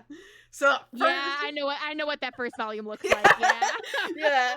So yeah, it's only 6 volumes, so it didn't take me long to get all of them, but I was so scared, and I was like, all right, we're gonna discreetly order these and pray my dad doesn't like get nosy with what the fuck I'm ordering, because it's not a dirty series. No, it's not. It looks like it can be, but it really isn't. It's fairly innocent. It's just funny encounters Yep. with a half naked man. I feel like I always compare this series to like the female gaze equivalent of Chobits. Yeah, it's so funny because Chobits is always the series I think of when I think of Absolute Boyfriend. I think it's just because it's because of like the whole like humanoid doll thing. That's what it is. I mean, well, they're both one's a computer and the other one's a robot kind of thing. Yeah, I guess. like they're still like have the same kind of themes, even though they're not one-to-one. First thing that pops into my head, like first panel that pops into my mind whenever I think of this series, though, and it's not even like one of the hot scenes. It's just when she first receives the body in the mail. Yes. And she just says, "It even has moles." I'm like, what? I remember reading that, and I'm like, why? And I think I only knew this series. I think it was aired, or not aired, but like featured in a shoujo beat, which I was getting at the time. It is. So. Fun fact: Absolute Boyfriend is the only long-running series that went through its entire like started in Soja Beat and ended in Soja Beat. Like the whole thing is serialized in Soja Beat. It's the only series that was a multi-volume series because there was one or two other series, but they were just like one shots. Right. So, fun fact. that that would make a good anime. It would be. It would be. It would be an interesting. I'm actually surprised it wasn't. I'm really surprised it wasn't, especially since that author had a lot of works that were anime. Yeah, and it's not even like a super heavy series either, so I think it would work good for because there's really nothing really controversial in it either. So no, I do know it keeps getting drama adaptations. Like it's still getting drama adaptations. I think one got announced like 2 years ago. Yeah, like it's still getting drama adaptations. Because I can't think of a lot of manga that deserve anime adaptations from that era that wouldn't just be too controversial and start a scene. I can't think of a single controversial thing in there that people would be able to nitpick. Like, everything's consensual. There's nothing messy about it. Everyone's of age. It's, well, there's the small child, actually. Never mind. The bosses of the organization. I can't vouch because I never actually finished reading it. Oh, man, you're it's oh my god, I want to reread it now. I know I've read chapter 1 for sure, and I think I've read a little bit more than that, but I never gotten much further than that because I always like I'll read it later, and I just haven't got back to it. Right. But yeah, no, that was the first manga I ever bought, and I was just like, of all the manga that I bought, I'm like, it's the most sus looking one on my shelf. Related, so going back to like the Right Stuff catalog, but also still Sojo Beat and Shonen Jump magazines. What's always really, really fun, since I have like all those issues with Shonen Jump and Sojo Beat, is going through and looking through the ads and seeing like the early Right Stuff ads is absolutely insane because you look at this like the stuff they're promoting, and mind you, it is all over the board. It's not like shonen leaning, it's not shoujo leaning. It's just like everything everywhere, and and the way merch used to be then is so different than merch now. Yeah, There oh, was for just merch sure. of everything. Like everything was merch. It was insane. Well, I feel like back then they were trying to figure out what kind of merch would sell. Yeah. Because now we kind of know, like, okay, keychains, pins, t-shirts, kind of like the main selling points. Then you got figures that sell, which those kind of always were kind of a given, I think. But yeah, I remember buying a Death Note beach towel, and I'm like, I don't think they make anime beach towels on the regular anymore. But I No, remember Right not Stuff on having like quite a few because they had the Death Note one, and then they had the one that was Cone from Bleach. yeah, I've always wanted that one. Yeah, and there was a few others. I think there was a Gurren Lagann one, and there was like um some shojo one I remember seeing. I can probably open the volume and look at it, but yeah, it had an entire section of beach towels that were just, which really weird for a fall issue to have beach towels. Now that I think about it, yeah, they were just trying every market of like, okay, what will anime fans want to buy in the U.S. Yeah. Oh wait, here's one. Here's one right here, and it's so fun because they wouldn't even care like what mag is like they would just put things from other brands and other companies and everything. Like, they did not care. They just put anything that they thought would look like it would sell on there. Uh-huh. Oh, the backpacks. Remember the book bag backpacks, the like the sling ones with like the fold over tab? Oh You yeah, you still see them now here you and there, do. but they were super popular back then. Like they were everywhere. Those were like the number one seller at cons. I still have my Trigun one somewhere actually. I have a fruits basket one, and I was using it for a while, but my strap broke. But I still have the bag. Nice. Um, something I noticed, and this isn't really a nostalgic thing. It's kind of a nostalgic thing, but not really. Mhm. I was going through because one of my coworkers gave me Hot Topic bucks or Hot Topic cash or whatever it Oh is. yeah. So I was going through and I was looking at stuff to order off of for that. It's like, okay, I'll buy some anime merch from Hot Topic. I don't mind. And I'm looking at their anime t-shirts and merchandise, and I feel like we've regressed to We have. a time before you could get legal merch and you could just bought a bunch of bootleg shit, because a lot of the stuff that is anime merch now looks like shit you would have got in the early 2000s and 90s from some bootleg seller that just they had a print machine and they like put this thing on there randomly for no fucking reason. It makes no sense whatsoever for these It shirts to be made. it really does. Not just shirts, but even merch. So, because I'm a huge fruits basket merch collector, Mm-hmm. I haven't bought any of like the official. Well, I have bought some of it, but um, I really haven't bought a whole lot of the official English merch because it Uh-huh. looks like shit. It Like they have like does. these little like small figures of Yuki and Kyo, and they're so malformed and ugly that I'm like, why Yeah. are you? Who is this? Like, what is this? Is the ugliest thing I've ever seen in my entire life, and this says a lot because I love fruits basket in all forms. Yep. So I'm like, what are you? What were your thought process in licensing this or coming out with these products? Yeah. Like the quality, while like there was like a lot wider spectrum of like questionable quality even the official stuff, it was so much better than the stuff we have now. Like the bootleg stuff was better than that. Yeah, because like at least then you knew what you were getting, because like you knew it was bootleg. You knew that this stuff wasn't like officially licensed for the most part. But this stuff actually has like Funimation tags and Crunchyroll, Crunchyroll tags now, but Funimation tags on them, and you're like, this was actually approved by an anime company to say like, oh yeah, this is our merch. I'm like, why do you have this character on this shirt that has pineapples on it? Wait, what's going on? That Haikyuu has nothing to do with pineapples. Why are there pineapples on this shirt? Like, it was. That's a swinger haiku shirt. Yeah, I was like, this makes no sense. And I was just Uh, going through because I'm already like really picky with like the kind of anime merch I buy anyway, because I don't like I don't hide my love for anime, but I also just don't like overtly anime stuff that just says the anime name on the front of it, where I can have yeah. like normies like, oh yeah, I watched DBZ once when I was 12. I can totally talk to you. Like, please don't. So I like the more obscure thing that has like it has a symbol of the anime, or it has like an obscure mascot of the anime on it, and then people that actually know Like, if make you something. know, you know, kind of Yeah. deal. So. I'm the same way. I don't like it. I don't want to have a picture of an anime character on my shirt, Mhm. but give me any kind of like symbol or quote or something. Like I Yeah. can do that. But I do not want a giant picture of all the characters in Yu Yu Hakusho on my shirt. Nothing Yeah. wrong with those shirts, but I I, I just don't want Yeah. to wear that.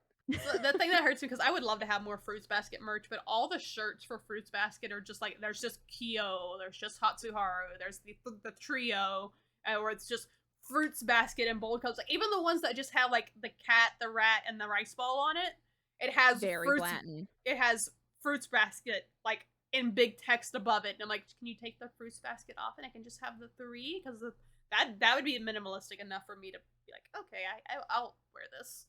Um, I've Yeah. gotten to the point I don't want normie anime fans talking to me, as bad as that Yeah. sounds. Yeah, mine is like I just I don't want it to I don't know, it feels like part of us is still kind of like conditioned from like our early like this is what people made fun of us for wearing when we were younger kind of deal. Like I don't if anyone saw me with like an anime character on my shirt like when I went to school, like instant like wow, I'm made fun of all day. I'm the butt of the joke all day. So, And like I feel like while we know that's not going to happen, there could still be some of that like running through the back of our heads, like not even like consciously, like just like very much like clawing at like those like teeny little thoughts that you're not even thinking about it. You're like, oh no, but at least so that's it for me. So what I find funny because like I've heard this before, like, oh yeah, we were made fun of being anime fans or having anime stuff when we were a kid. I've never had that. I've oh been made fun of for having Pokemon merch before Pokemon was popular when I didn't even like Pokemon, and that is the extent of me ever getting bullied for having an anime thing. Which that's a whole other story that I won't go into right now because I'll just get mad. But yeah I've always like when I lived in the little bitty small hick town that had a population of less than probably like 1,000 people. Um, I was open about like my love for Dragon Ball Z and Yu-Gi-Oh and Shaman King and all that stuff. And nobody like my friends didn't like this stuff, but they were cool with it. They were like they were fine with it. Nobody in the school like I was made fun of for things, but never for my like of anime. Nobody gave me shit for liking Dragon Ball Z. Nobody gave me shit for always talking about it. I didn't start getting made fun of for liking anime until like 5 years ago. And you know who makes fun of me for liking anime? Anime fans. yeah You get the most bullying for liking anime by either anime fans or other nerds that aren't into anime. Comic book nerds, gamer nerds, D&D nerds that aren't into anime will give you shit for being an anime nerd. But anime fans are by far the worst bullies of other anime fans. And I don't understand why. that's definitely true right now because yeah Yeah. I this isn't related, but that just reminded me that because we talked about how like I'm open about liking the stuff at work, Mm-hmm. so I talk about stuff, but like I have friends who are like anime fans. They're like, oh, okay, you like anime? I'm like, yeah, talk about it. And there's like, okay, you're just like a normal anime fan. And then I told my boss at work, and I was like, hey, like, this is I collect manga, like this. And he was like, he knew. He was just like, oh, you're not just like an anime fan. You're a hardcore anime fan. And I was Yeah. like, yeah, I don't think like a lot of people realize that, but yeah, no, I am. He's like, oh, I get it. Yeah, that makes sense. I He doesn't give me crap for it, but he was like the only person like understood have that like right. I'm not just being a casual anime fan. Like I'm like I really do know stuff. I feel like so my bar for what has become a casual anime fan keeps being raised because before my opinion of like a casual anime was fan would be what I thought of like 10 or so years ago, like, oh, you Yeah. watch the stuff that's on Toonami, you watch DBZ and Naruto and Bleach and nothing else. You didn't explore deeper into it. You didn't go further into like finding stuff that wasn't aired. You don't go and buy manga. You're not that type of anime fan. You're a casual fan. Now I have a whole new level of casual, and this was an awakening for me this year where I had to reevaluate to see if I was the problem, and then I realized, no, I'm not the problem. I'm never the problem. It's always everybody else's problem. But I've had this conversation with you, and I'm going to bring it up again. But I went to a convention, and I was talking about Tokyo Revengers, and one of my longtime convention anime fan friends, like, we cosplay together. We like a lot of the same anime. We've always talked about a lot of manga. We our franchises we're fans of, and like I thought they're like, oh, they're like one of my people, and then like, oh, I won't watch that because there's you know, the bad symbol in it, and my brain was like, Oh. but you're an anime fan. You know what the symbol is. You know that's not the bad symbol. That's the good symbol that was appropriated to be the bad symbol. How do you not know this? And I had to explain this, and I'm like, how what you're a casual. I've been talking to a casual my entire time. I'm disgusted. I didn't say that to her, but that was just like my entire evaluation was like, am I too deep into it? Have I turned into the anime snob? And I'm like, no, this is common No. this is common knowledge. This is very much like we have the internet now. This is something that anybody who is immersed into any kind of Japanese culture should know, that this is not a bad symbol. Yeah. It actually kind of bothers me that they insist on censoring it out, because I think they need to bring Oh. awareness that this is not a bad symbol. Ooh, But ooh, ooh. So mhm. I can talk about this because I know a lot regarding this. Uh-huh.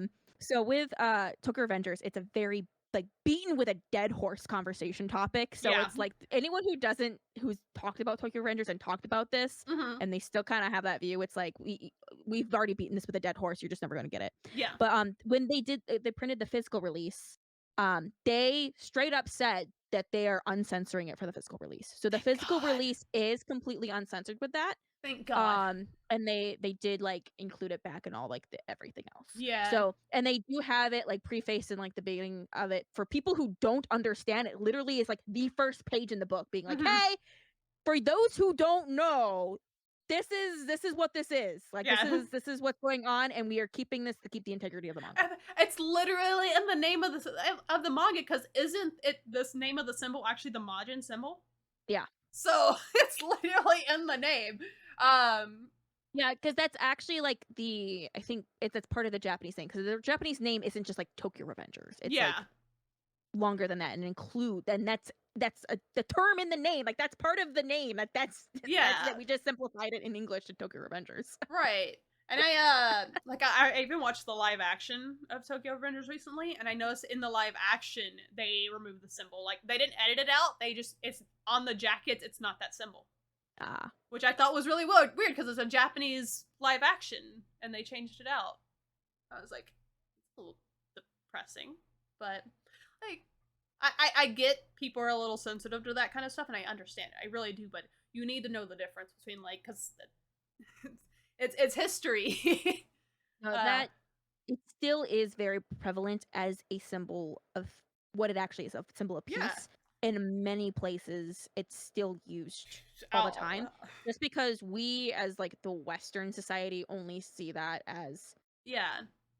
the bad symbol. It's because we're uneducated. Just yeah, it's like it's because you are only seeing that view that small view that you get in like high school. Yeah. You were still Which going based your box off view in high school, and you never looked further. all these like little bitty weeby kids coming into the anime community, like, oh, I want to go to Japan someday, are gonna have a very rude awakening when they actually do go to Japan, if they make it over there, and look at Google Maps and see that that symbol is apparently used for all the shrine locations. Yep. So they're gonna have to learn really quickly if they decide to make that trip. But now that was just one of those things that's just my perception of what is a casual anime fan has changed Yeah. because there's mega casuals, then there's normie casuals, and then there's like actual anime fans. Um, Yeah. eh, I would consider like a true casual to be just someone who checks out an anime series once in a while, doesn't really engage much outside of watching it. yeah, And then being like anime casual, being like you watched a little bit more, you've talked about it with people online, but you don't look yeah. deeper. So, Actually, since we're talking about like watching stuff online, I have a ooh. rant because Oh, this has been I hate that I have been on TikTok for. By the way, we have a TikTok for clips of this thing. Please go follow it, and to justify the fact that I have to actually check this thing regularly because I hate being on TikTok. Anyways, it's so funny because I check it like almost every day. I do not. I check it. I check it when I'm about to upload something, and I'm like, please get me off this main page as quickly as possible. Something is auto playing, and I hate it. God. Anyways, back when I got into anime, and even like when you got into anime was not easily accessible. Like, no, it was not. The way we accessed anime was either it was aired on TV, or we had to physically go out and search for it, or in later things, you're going through One Piece memes and trying to find sussy sites to get it off of, or you're watching it in like 3 to 4 parts on YouTube. Like, yep. There was no easy way to get anime without paying money, unless you just wanted to watch what was available on TV. And it wasn't cheap money either. No. It was like a lot of money. No, I'm looking at my entire bookshelf of box sets, and I hate to think of how much money I actually spent on most of this stuff. So much. But it was a hard time, but we didn't really complain too much about it. Like, we were excited when we found something new. When something actually aired on TV, it was amazing. But when we could find a volume or a box set of something that isn't on TV, it was like fucking gold. It was the best thing ever. Now we have it made. Like, no, we're spoiled. We're so fucking spoiled. We have Crunchyroll, High Dive, even Netflix, which given my problems with Netflix, I will give you this one bone. You do have anime on there that's easily accessible to normie people. Good job. Stay the fuck out of the new stuff, though. Amazon Prime, like, we have Hulu. these sites that, and yeah, Hulu. And we have these sites that have anime at our fingertips. And 2 of them have some of the biggest libraries of anime. It's nothing but anime. High Dive and Crunchyroll are literally nothing but anime and anime-related content. It's all it is. And Crunchyroll's library is insane. Yeah, so, I don't think I could get through their entire library if I tried. So, please tell me why these entitled pieces of shit feel the need to bitch about the fact that, oh my god, we have to pay for so many subscription services to watch all the anime every season. Why can't we just have it all in one place? Bitch, we have more access to our medium of entertainment than any other medium out there. Like, if you just buy Crunchyroll, you already have access to more things with just that one subscription than any other medium. Like, somebody who's a fan of horror movies, they're not all gonna just be on Netflix. Most of them aren't even gonna be on streaming services. There might be like a special streaming service for it, but it's still it's an additional streaming service. Yeah, they have the divide between Netflix, Amazon, Hulu, Disney Plus, HBO Max, Paramount, Peacock. And God knows that doesn't. I think Showtime also has one. Like, every mainstream television service has its own streaming stuff that has licensed stuff from their own stuff on there, and the closest thing that they have to a place where you can watch a majority of it is going to be Netflix, but Netflix also rotates a lot of stuff out and doesn't really keep a lot of older stuff on there. Everything else is like, it's so very oddly specific. Like, I was watching Scream the other day, one of my favorite horror movies, by the way, and all of the Screams are on this one site. I think it's Paramount. No, it's one of the ones with a P, but they're all on there except for Scream 4. Oh wow! The 2 newest ones are on there, but 4 is not on there. So I'm like, I can't even watch an entire franchise on here, and I have no idea where to watch 4. Like, granted, yeah, we do have a problem where we have Tokyo Revengers Season 1 and Season 2 in 2 different spots. That happens, but it's very rare. It's very common for other things in normie culture. But normie culture also has a lot more options and a lot more diversity of where all their stuff is. So people that are a fan of various different things, various actors, various genres, they have so many places they have to go. Whereas, honestly, if you just have Crunchyroll, you're mostly set. Oh my god, I'm so sad you can't watch this one anime from this one season because it's on a different site, but you can watch the other 5 trash anime you want to watch this season because they're on Crunchyroll. I boo fucking who. Stop bitching about it that you actually have to pay for your anime and you can actually support the industry. Like, Right. And the sad thing is if you really only just watch anime, it's still cheaper than cable. it Like, really is. is you're still paying, like, if you only have Netflix, Crunchyroll, and High Dive, which are Mm-hmm. like the main 3, because Amazon, most people are going to have Amazon Prime because they have Amazon they pay for it for Prime. other things. Amazon Yeah, hasn't even been picking up that many series anymore.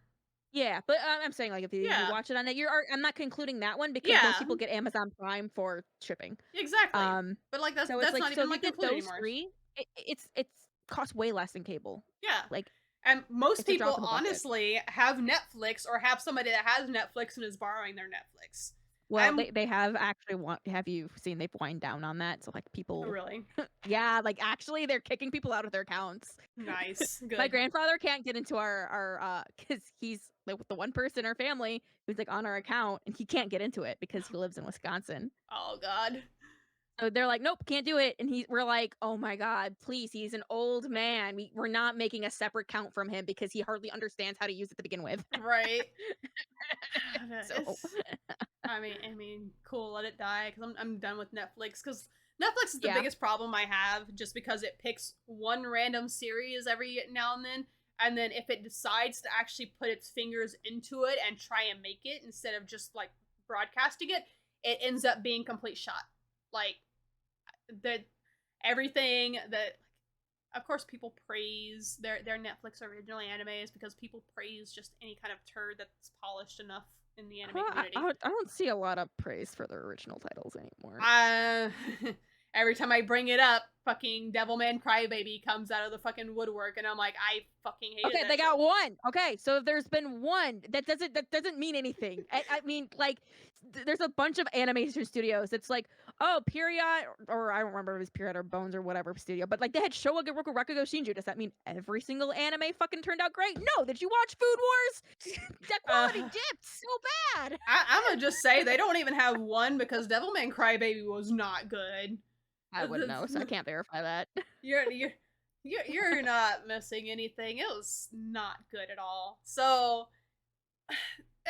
again, like these are the same people that are like isekai's the best thing, slime isekai or I even vending watched machine half of that isekai. on Netflix, anyways. Yeah, so that's fuck up. Like fuck up. But like I just can't stand like all the bitching of like, oh my god, it's multiple we have to get 3 different streaming services to watch all the anime from this one fucking season.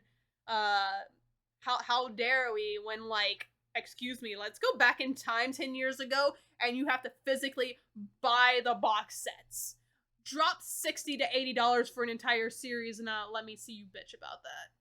And the sad thing is it's well, they don't have box sets anymore. They're charging that much now for just the DVDs They themselves. are. I'm so sad there's not box sets anymore because most like I do have some of like the smaller sets of just anime collections, but I miss the old school box sets that came in like the Mm-hmm. cardboard covers and everything. And Oh, I they're like the artwork. nice. It's because I'm not gonna watch these like daily, but most of the time they're gonna sit on my shelf and they're just gonna look pretty. You know what looks better than just a regular ass DVD? A fucking box set. It does. Um, this is related to like the subscription services aspect. Mm-hmm. If you're okay, if I Yeah, kind of go for it. continue that, but also kind of deviate. The same thing is kind of happening with manga too. Mm-hmm. Because so a while, like back in 2012, the first time like it's been legally accessible to read manga at your fingertips in the or I should say in the United States or in the US. Mm-hmm. One of the most prominent one is like when Shonen Jump started serializing their stuff online. Yeah. Well, they switched to like a bi magazine format in 2012, and then like later on they changed it. I don't know what year that was. Mm-hmm. Um, But then, so we've gotten used to that. We really like that. We really enjoy that, and that's $2 essentially a month to read up to 100 chapters a day in the Shonen Jump app. Right. And it's been like that since essentially they started that subscription service. Mm-hmm. Um, which is super duper accessible. Well, now there's a lot of other apps coming up. Like Kodansha has their own. Azuki is one of them. Just a bunch of different manga reading apps are going on. I have like a whole document of them.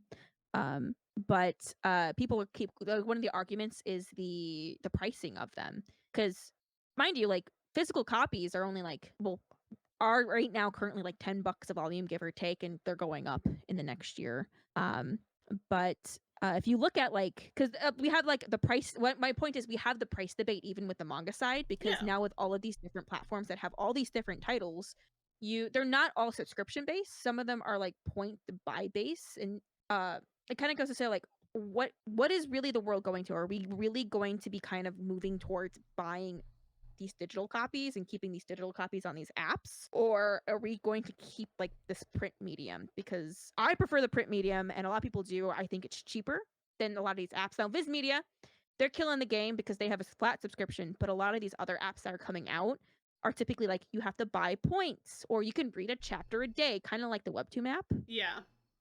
All these manga apps are kind of doing the same thing, and like their chapters aren't cheap. They're like $1 to $2 a chapter. And Yeah. sometimes it's not even the whole chapter. It's like half a chapter. I will say this manga has pulled a fucking ballsy ass move with their app drop. I heard about that and I was like, Yep.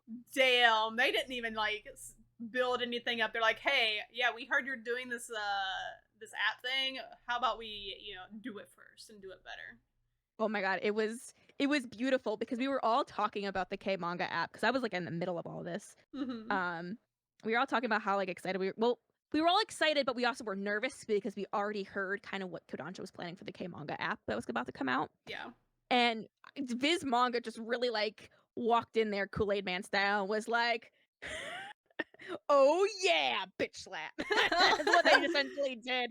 And it was like, oh, ouch, that hurts, because all of that hype basically completely died, and no matter Kodansha couldn't have done anything to correct it because everything was already in place. Yep. Yep. And the other thing to keep in mind is that with Kodansha is it's not Kodansha USA that's running the app. It is No. Kodansha Japan. So like that's why it is the way it is. So if you understand that, you get that. To just general of everyone.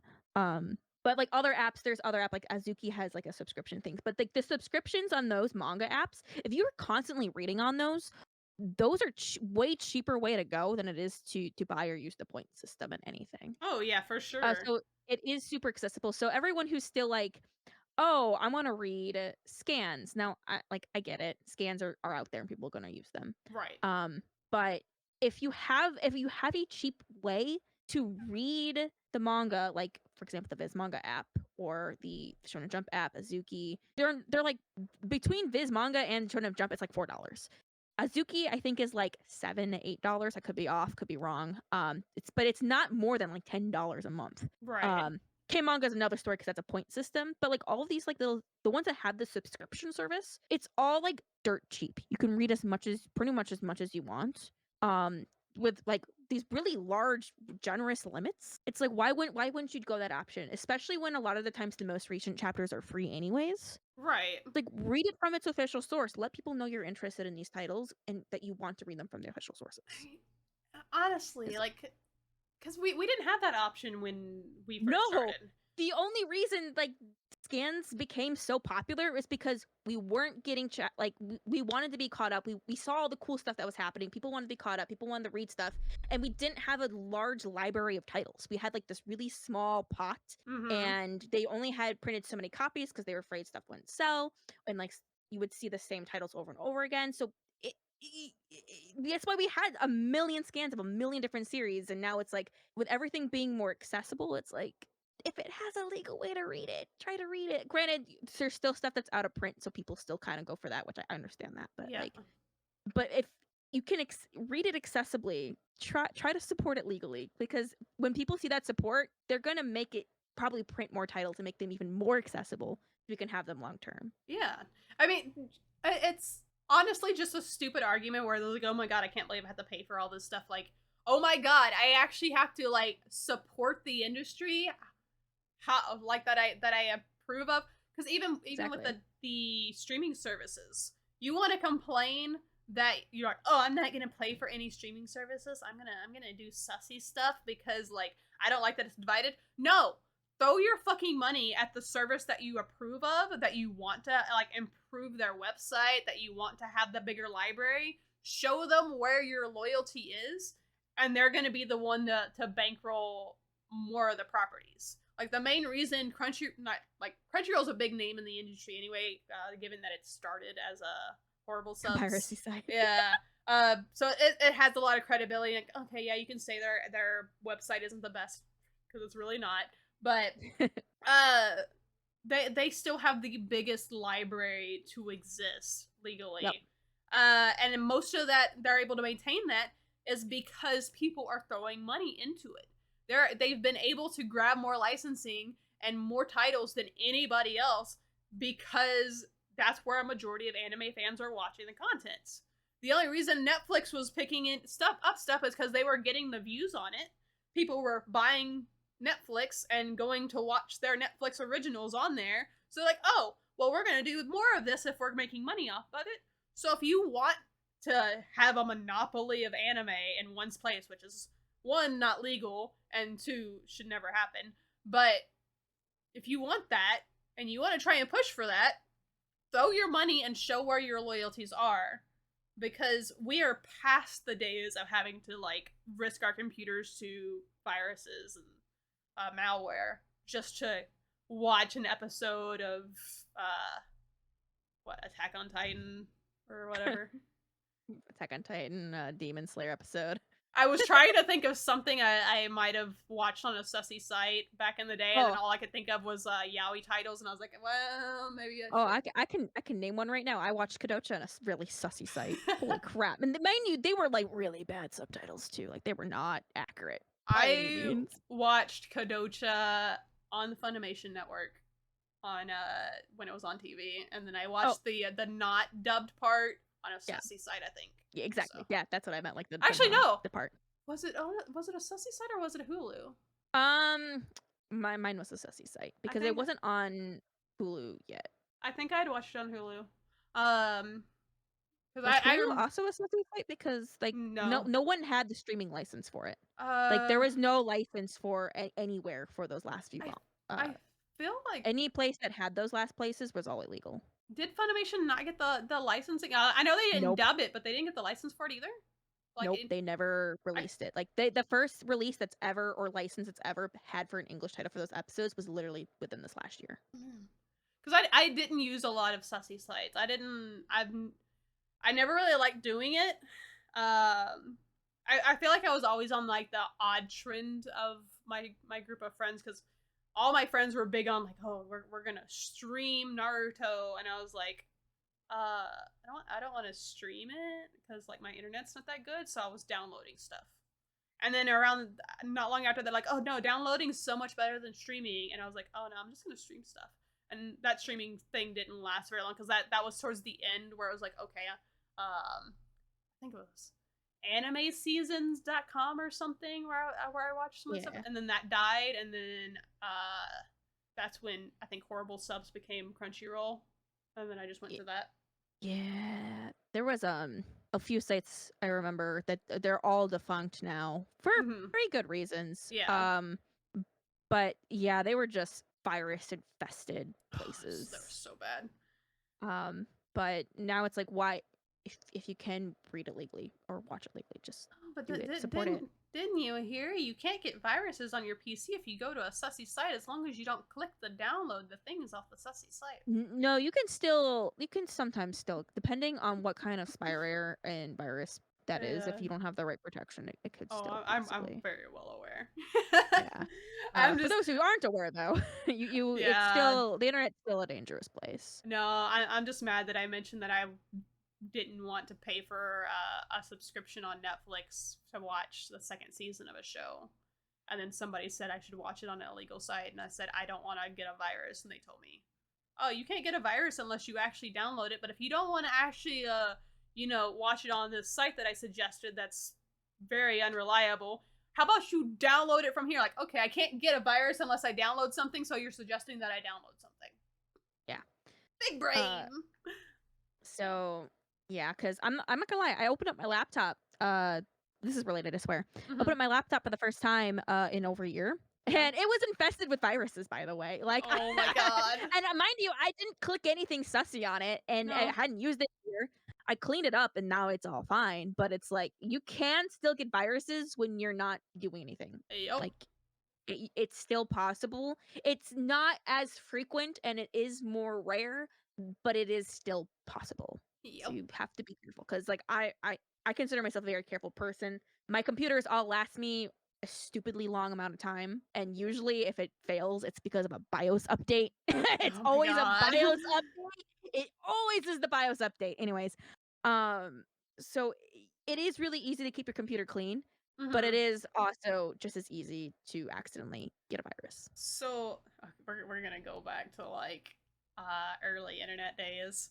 Oh yeah. Because Oh god. Ooh. so I used to get so much shit from my friend group, right?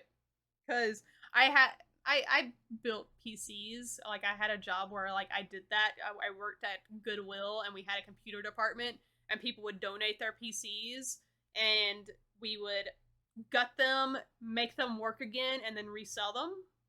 Oh. Or we would sell the parts. Like we wouldn't sell the stuff that didn't work, but we would test what would work and then we would sell the stuff that did work. So I did that for a little while. So this was before gaming PCs were regular. So that was the extent of my PC building knowledge and everything. So I had a PC that I had built from the parts that I had gotten from there at one point because like it was a bunch of parts that they were gonna throw out like casings and stuff.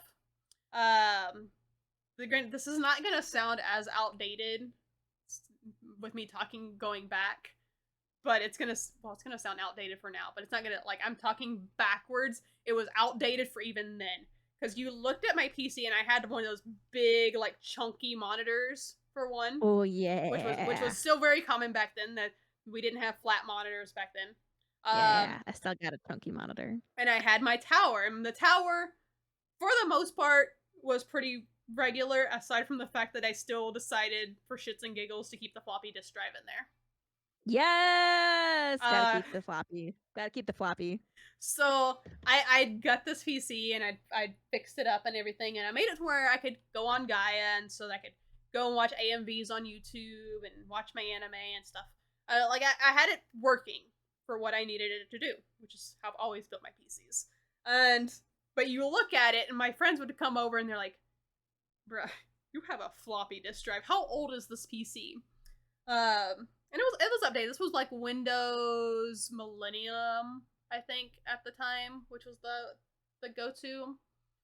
And What? I would, yeah, Is this before like XP? yes, I believe so.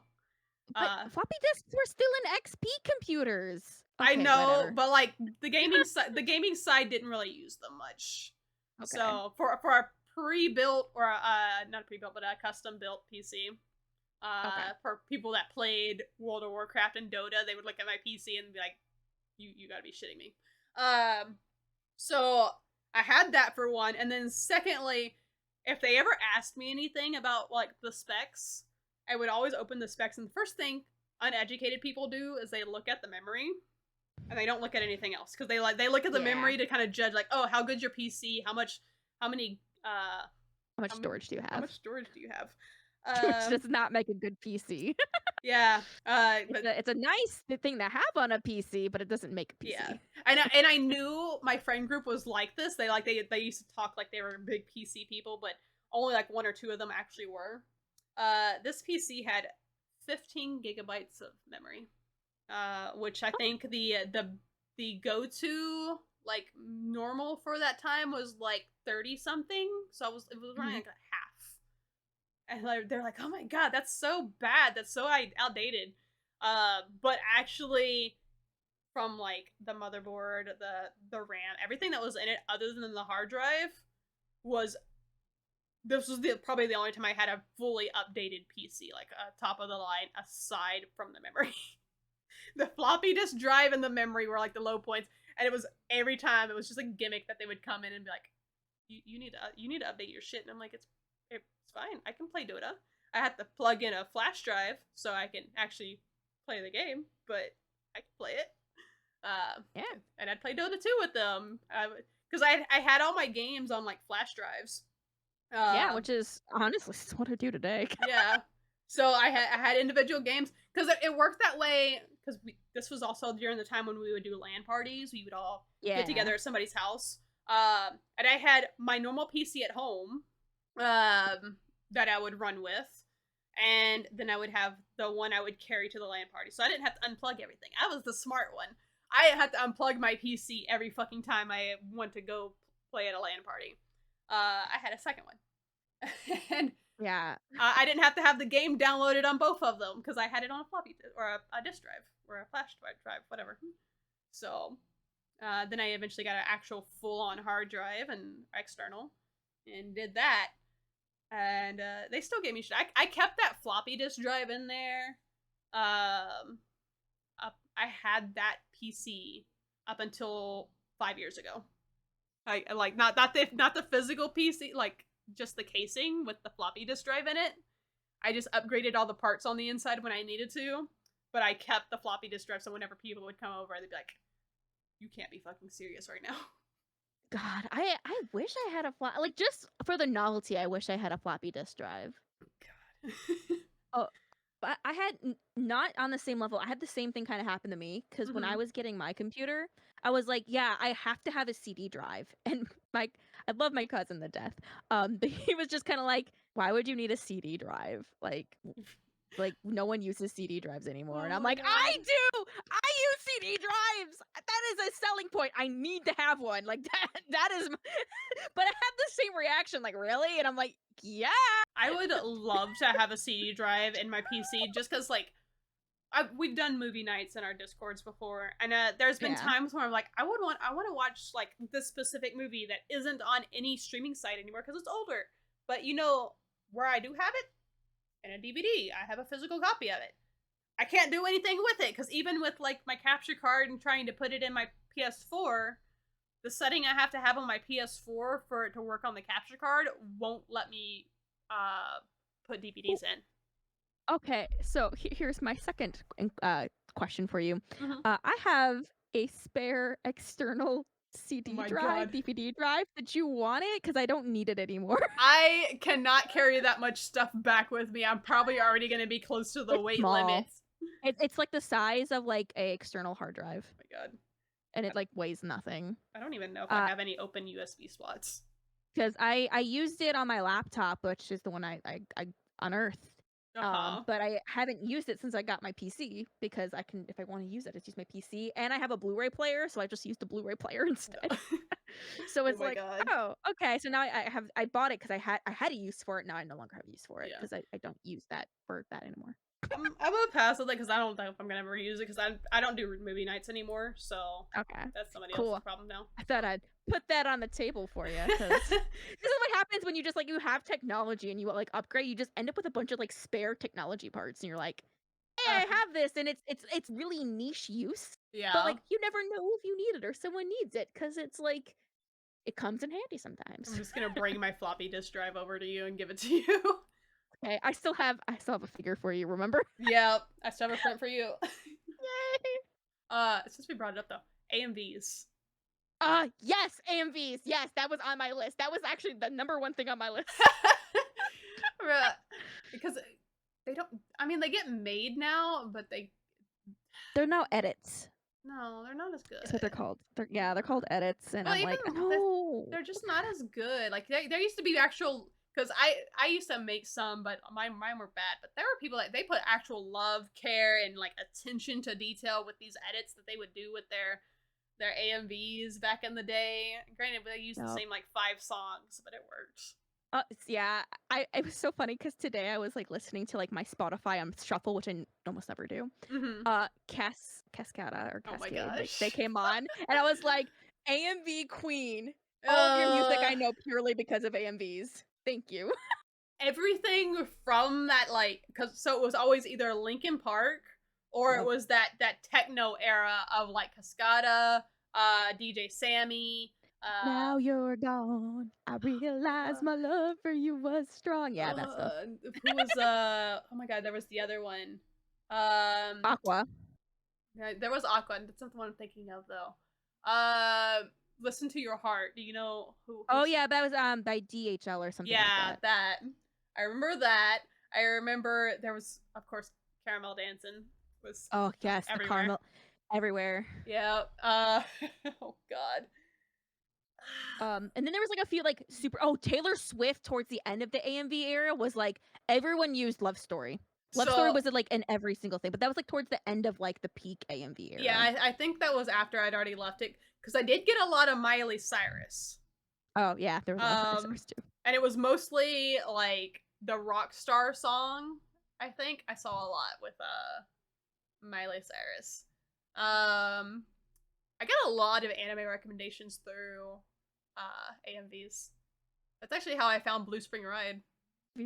I mean, yeah, I found pretty much all of the shoujo anime I checked out early on was all because of like, yeah. Honestly, same for me because like every romance, which at the time all the romance were all shoujos at the time. They didn't really have anything that wasn't shoujo that was romance being really. Oh no, there was stuff that was coming out. It just Anime-wise? wasn't as like, yeah, there was like School Rumble and Love Teru and all that shit. That's all romance. Kind of ish, I guess. I mean, there's romance in it, kind of, but there's also like romance and fairy tale. No, but there were I can't think of a title right now, but there were shonen romances that were coming, like Love Hina. Oh, that's old though. That's not what I'm talking about. Like specifically, like the AMV era time when anime were coming out, because okay, I'm not talking like older stuff. Yeah, I mean, you typically didn't see AMVs of the stuff that was like shonen now. That was shonen romance you didn't see because there was a lot of they made AMVs that were pretty good. But I love the AMVs because of course you had all the kissing scenes and stuff inside the romance AMVs. Yeah. So I could tell which romances actually had some follow through. So I was like watching, I'm like, oh, okay, shit actually happens, because I had gotten burned on the romances that my first actual probably romance was that just, and this, I don't think I've ever told you this, the Kimi no Todoka thing, the Kimi one, no Todoka? Yeah, that was the first like romance series that I had watched, because I was sort of like, I was like, I want to watch a good romance series, and somebody recommended it to me, and then I watched it, and I watched it. I don't think the second season was out yet. I think it was just after the first season had aired. I'd watched it, and I went ballistic in my chat group. I'm like, you were supposed to recommend me a fucking romance series. Where the fuck is the romance? There's no fucking romance in here. And they're like, no, there is. It just hasn't gotten there yet. And then I remember watching the second season, and I'm like, you still fucking lied to me. There's no fucking romance. They don't do anything. Nothing fucking happens. Like, no, it happens in the manga. Trust me. Like, they're getting there. And I remember reading the manga. And there's never been a season 3, yeah. Yeah, I did. That's when I read the manga. And I believe, because we've talked about this before, I thought the manga ended with them finally kissing for the first fucking time. But I think that's not where it ended. It definitely doesn't end there. Yeah, but I think that's the last volume that was available on the Scanlation site. It's still ongoing for a while. So like that was the last thing that was there. And I'm like, there's no fucking romance to the last fucking episode? You fucking lied to me. And that's why I have trust issues with recommendations as well, because it took me so much time to get through to that. And I'm like, there's not enough there for me to like it as a romance, because for all I knew is like there's no romance, and then like, oh, they finally like make progress this far along, I'm fucking done. And I was burned on romance, because I'm like, okay, anime doesn't know how to actually do romance unless it's a fucking harem show, apparently, because they don't want to make fucking progress. At least with a harem, there's a reason there's no fucking progress, because the main character's just dumb, and he's supposed to be dumb. But I don't want to watch a romance where both the characters are just dumb and too scared to do anything. That's not entertaining for me. So I was burnt on it. And then I started watching AMVs, and I was seeing like, oh, they're kissing multiple times in these series. There's actually like hand holding. there's like, this is obviously a confession scene. There's actual stuff happening. So I started watching. I watched Blue Spring Ride. I watched Say I Love You.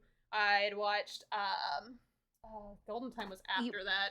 you were watching AMVs still then. You watched AMVs longer than I did because I at that point I had already stopped with the AMVs. Oh yeah, I was watching AMVs for a long while. Uh, I Because like mean, I'm trying to think. I'm like I don't remember any Kimi ni Todoke AMVs. I was just like what? oh no, that's not those weren't in AMVs. Oh okay. That, Okay. that Those that are just was for that was just a okay. recommendation. And that was like the first time I'd gotten a recommendation. Didn't like the season I was recommended. They're like, no, you gotta watch more. And then I watched more, and it was still bad. And then like, oh no, you gotta read the manga. And I read the manga, and the manga was still bad, which has happened to me multiple times in the past few years. And I know you know about this. Yeah, because I love Kimi ni Todoke, so I'm Yeah, just like and hmm. I'm fine. Like like people can like it. I think it's probably fine as a series. I think it's not that good as a romance just because it takes forever for the romance to actually happen. I know your reason for why you like that kind of stuff. I don't like that. For me, it's just frustrating because it's just like if I'm going into a romance, I want to actually see the romance. I don't want to see all the blue balling until the romance actually happens, and then just like, all right, well, that's that. Because then I'm basically watching a slice of life at that point. And while I have watched slice of life that I've liked, they aren't like my go-to. And when I get into something when I'm wanting a romance, I want romance. If I'm gonna watch a slice of life, I want to be told like, okay, this is gonna be a slice of life show with like a tinge of romance in like 5 years. Yeah. Like that's my deal on that. But I got a lot of like faith back into romance anime thanks to AMVs. Granted, Yeah. most of my AMVs I watched were always shonen related, so I got a lot of Linkin Park stuff. Got a lot of Naruto and Bleach AMVs and Ah, Dragon Ball Z AMVs. I have a few Bleach AMVs. I also just realized that Avril Lavigne was also big on AMVs too for music. Not But so much for me. that might be because I loved Avril Lavigne, so those were Yeah, AMVs I was really looking for. I'm like Um, I can't think of a single. Fall to Pieces was like the like iconic Avril Lavigne like Uh, romance AMV song. yeah, Um, but also so with also AMVs, do you remember parody AMVs? parody AMVs. So like they were it's like kind of like a combat so remember how people would like make like this was before Bridged was a big thing. They'd make like crack videos. So You they have to. would like mix up like kind of like what we would consider memes to be and they'd mix it with the series Are you and talking about like like kind the of AMV Hell type stuff?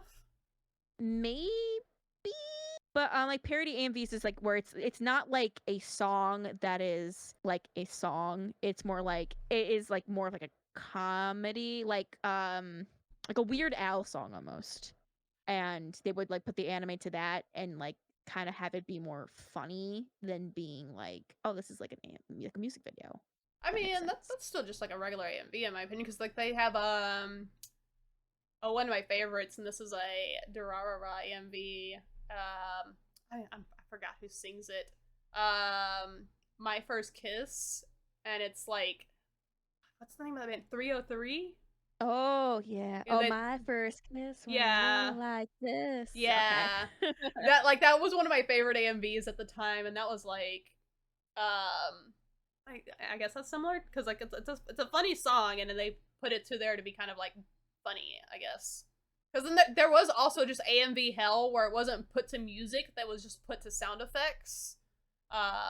Like they just kind of compiled that together. Yeah. Yeah, I think that's kind of what I always refer to that as like YouTube crack. But that's Um not before parodies or abridged series or anything. no, it's not before, but Okay. like it like the popularity of a bridge series, I should say. Because Cuz I saw it more I know that there was a bridge series running concurrently, but I mm-hmm. don't think they were as big as they are like toward the later part of that Yeah. era. Because They were like they still existed and they had like popular followings, but the crack was like mind you, people would watch a crack video. You would pick your one favorite, and then like you would watch a million others, but you'd always go back to like your one favorite. Right. And so you wouldn't remember half of the crack videos you watched because you just watched so many random like anime crack or like Bleach crack, Naruto crack, like. Right. They were kind of like they went almost hand in hand with like fan flash animation. Mm-hmm. But they wasn't the same thing as fan flash animation because fan flash animation was more like OG created versus typically crack was like funny audio clips from other TV shows or memes and things like that, which that was kind of before we really called them memes. Right. Like you remember the Happy song? I'm gonna say no. Okay, because there was a lot of like the Happy song was in a lot of AMVs and crack stuff. Yeah. I don't remember how it goes, but I remember the Happy song very distinctively because I made an AMV to it one time. So I was actually partially looking at when the first Abridged series started because I was like I think it was like 2005. It started in 2006. yeah, like So. they were going on currently, but like with a bridge series, it's I mean you follow it, go out. Where crack is just random. It's just Yeah. random. You don't even have to have context to necessarily enjoy the video, but most people watch the ones that they watched already. I don't know. I feel like Abridged being popular and like being really popular was way before that was a thing. I feel like Abridged series is what opened the gates for that kind of content. But that again might be just our different circles because I remember Yu-Gi-Oh! Abridged being talked about in my friend group long before that content was ever like regular. Well, And yeah, that was always pop. I mean, like always did have its popularity. What I'm talking about is like kind of like remember when like Sword Art Online, Free, all of those all came up. Like that's kind of what I mean by like the popularization because at that point there was so many abridged series that it was crazy. There was just too many. I was like, oh my god, one of you end.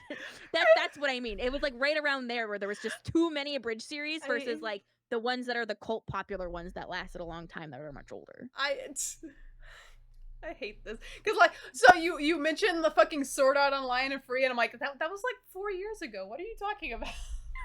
No, like that's what I mean because there were so many of them. I was like, I know, every single time you're in anime club, we're gonna watch another bridge series from like a recent anime, and I'm like, and we would watch some of the old ones too, but like there was so many different ones that it was just overwhelming. Yeah, but there's always been a lot of them because like I think it's just because like Yu-Gi-Oh! And Dragon Ball Z Abridged are the ones that are most talked about. And those were the ones that really kind of stuck around from that time and era because Yu-Gi-Oh! Abridged was the first one. Dragon Ball Abridged came almost immediately after, and like they worked together. But like you had Sonic X Abridged, you had Hellsing Abridged. Hellsing Abridged is newer. Was it? Yeah. Because that was that Hellsing Abridged. To me, that's old. Yeah, no. That's why I'm like that's why I was confused because I was like, wait, we're talking about way different eras if you're because no, it was Yu-Gi-Oh! Bridge, Dragon Ball Z Bridge, Sonic X Bridge, then you had Naruto Abridged, there was a Pokemon Abridged series, there was a Trinity Blood Abridged series, there was, I remember, a Full Metal Alchemist, the original Full Metal Alchemist Bridge, Cyan, Sailor Moon. Well, Cyan's still a newer one because was a newer anime. I mean, that's a 2-year difference from the ones I mentioned. Yeah, but like I'm listing them in order of like when I think I found out about them. But like there's also Code Geass Bridge too. Yeah, that's newer, I believe. No, it was older than the ones I mentioned though. Because when did Team 4-Star? Yeah, the Hellsing one's newer by a few years. Thinking of. I'm just saying, if it's anything before, like, I mean, after 2011, like anything before 2011, I do consider older. I know, but that's why you're like, hold on. I'm date checking some shit because that didn't line up in my head. Hold on. I'm getting my facts straight. When was? You are not. That is not a good thing to search. Okay, never mind. It wasn't sussy. It was just they're very normal words because I was trying to pull up the free abridge that you were talking about.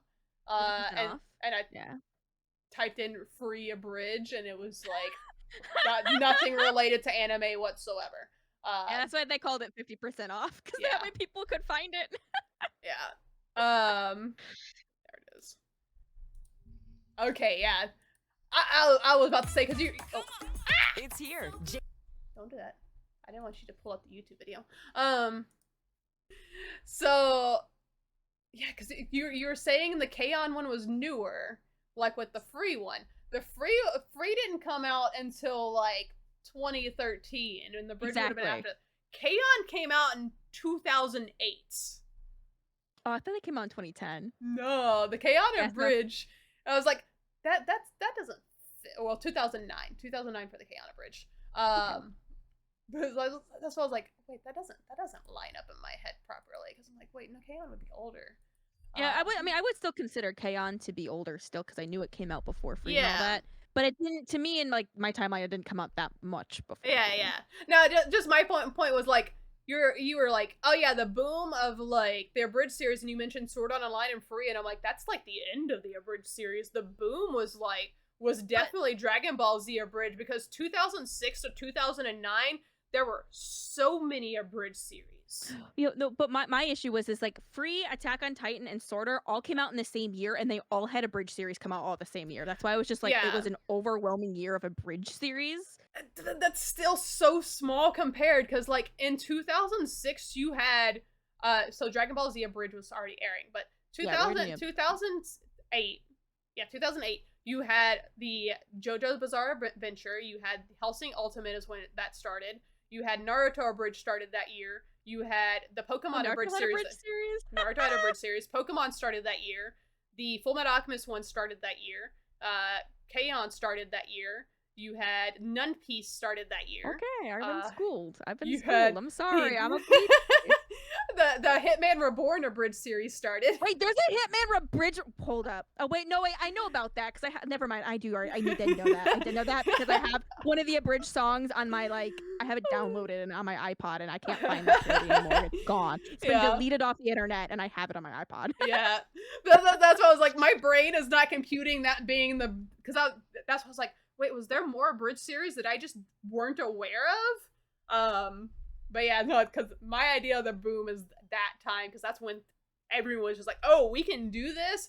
And then like when Free and Sword Art Online and Attack on Titan started, that was around the time YouTube started getting more strict on their copyright, which is why it did. Yeah, that's when it started dying, because so that's essentially like the end of its run, like the death of it altogether, which is really sad, because I'm not big on the abridged series stuff. I'm not that big on parody humor. Little Karibo's work was amazing though, and I like that it poked fun at like the English dub more than anything else. As much as I love English dubs, they've made so much fun of it. I have enjoyed a few, despite never having watched Yu-Gi-Oh! I have enjoyed a few Yu-Gi-Oh! Abridged episodes. I think my favorite's just when they do song parodies. Yeah, I was thinking of like my favorite one's the song parody, and I had one in mind. I'm like, yeah. Also, we're like 2 hours into this. Should we do a vibe check? Sure, you can go first, because it's gonna take me a second to think of one. So my vibe check is I am watching Gundam Suit whatever blah blah blah, Witch from Mercury. Okay. Yeah. Wasn't really enjoying it at first. Like, I'm watching because like I like Gundam series that aren't really like your stereotypical Gundam series. So it's like, people keep hyping it up. I'll give it a shot. Oh my god, was the first part so hard to fucking get through. Like, what? Yeah, like it's a good concept, but it's very very, very, it's even less Gundam-y than the other not Gundam anime series. Oh, see, I knew that, and I was like, you know what, I might get into this one, because it is less Gundam-y. But it's I felt like I would just rather watch Revolutionary Girl Utena again, because it's literally the same concept, except the main character isn't just annoying as shit. Because, oh my God, I cannot handle Soletta Mercury. She's so unbelievably cringe to watch. It, Which, she's like a female Subaru sometimes without being you, pervy. I have figures of them, right? I'm not surprised. Um, but yeah, I struggled really hard to like get through the first part, and the only reason I really did was because there's a couple male characters that are really hot. So kudos to the guys for fully carrying the series for me. The second part, however, things got really, really dark very quickly. Like, it's still kind of annoying because still have to follow this very horrible main character. I do feel bad for her now with like all the story that's gone in, but like let's just say I'm invested in the story, but not in the main character. I'm invested in all the characters, but not the main character. If the main character was removed and it was just the story of everybody else in the series, I'd be happy. Okay, so you feel the same way about the series as I do Musoka Tensei. Yeah. Cool. Awesome. So it's been really good, and I'm curious because if it ends this season, it'll be really weird because Gundam series are normally longer than this, but I could also still see it ending this season. So Yeah, I I have thought no it was idea. ending this season, but This Gundam series are normally normally 25 episodes per season, and they're normally 50 episodes total. And then generally they'll have a second part that is also 50 episodes. Because or am I getting that right? Am I getting that number right? Because you had Gundam or Gundam Seed and then Gundam Seed Destiny.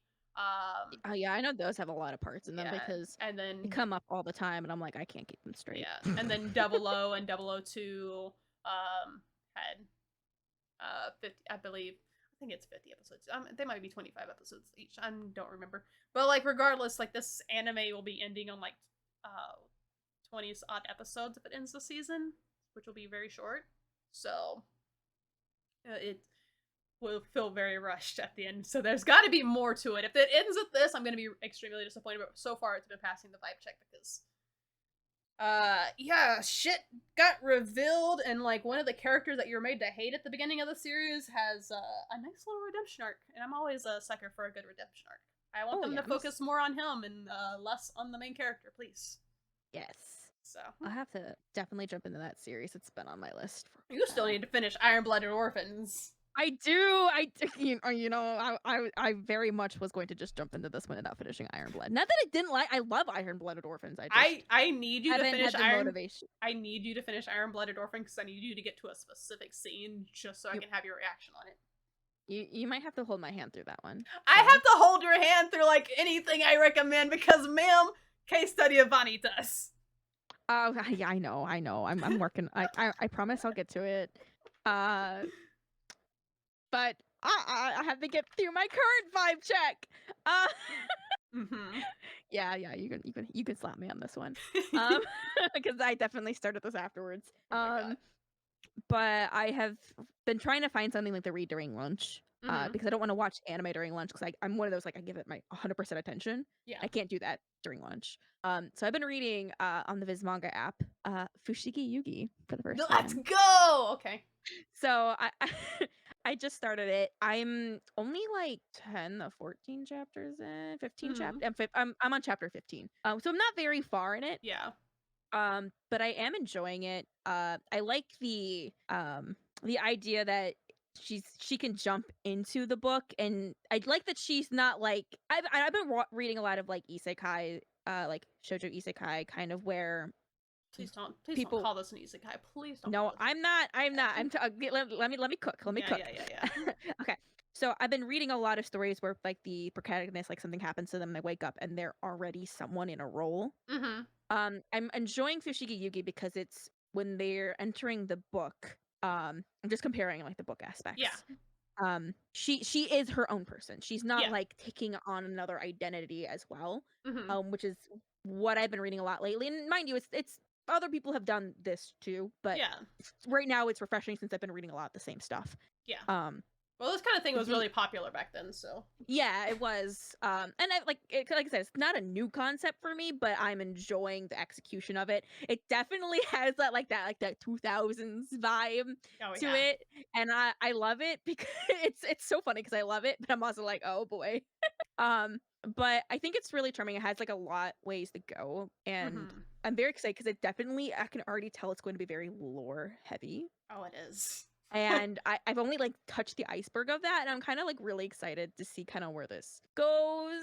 Mm-hmm. I don't know. I'm very early in, but I am very much enjoying it. What has Um, happened? Because I don't know how the pacing is for the manga. um, oh God, she, I'm not. I have a bad memory when I'm reading stuff for the first time. Mm-hmm. The so she's already like come back into this is very early on, so if Mm-hmm. this is spoilers, like this is literally spoilers for like the first it's like book 2. Uh-huh. Like book 2 or 3. Like Right. so she's already like back in the world and she's been trapped there for a while. Her friend just found out, like figured out where she's at, Mm-hmm. and went to try to go to the library and stuff like that. Then now her friend is missing, Mm-hmm. and we think she's possibly in the book world too, but we don't know for Okay. sure yet. Okay. And then she decides. So there was like a bunch of they introduced like he's like a more of a monk kind of guy with like the Gini Chimaru eyes. Yeah. He's been introduced and revealed to be a warrior. Yeah. Um, My second and favorite that warrior, by the way. but yeah, so he's been introduced. I'm still learning names and getting used to names. Yeah. But he's been introduced, and that's kind of where I'm at. Okay. Like, Okay. not a terrible amount of things have happened, Yeah. but that's kind of how shoujo's work. Usually, they take a little longer to kind of like build up Yeah. because the chapters, well, the older chapters are shorter. Mm-hmm. Um, they show a lot more, and there's a lot more Okay. detail.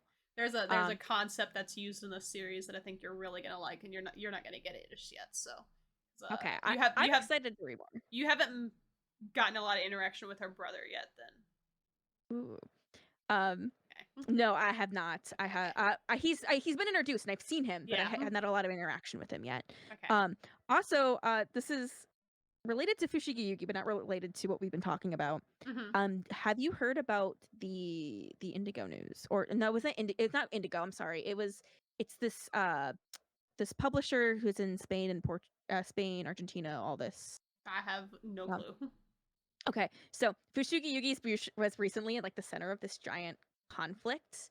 Mm-hmm. Um, Gosh, I think it was like, oh, I'm gonna butcher this name. It's like Ivanu, or it was beginning with an I N and then had like a V. It was a name that I can't remember off the top of my head. Mm-hmm. Um, but anyways, so what happened is that right now manga's receiving like a bunch of prices being risen like overall.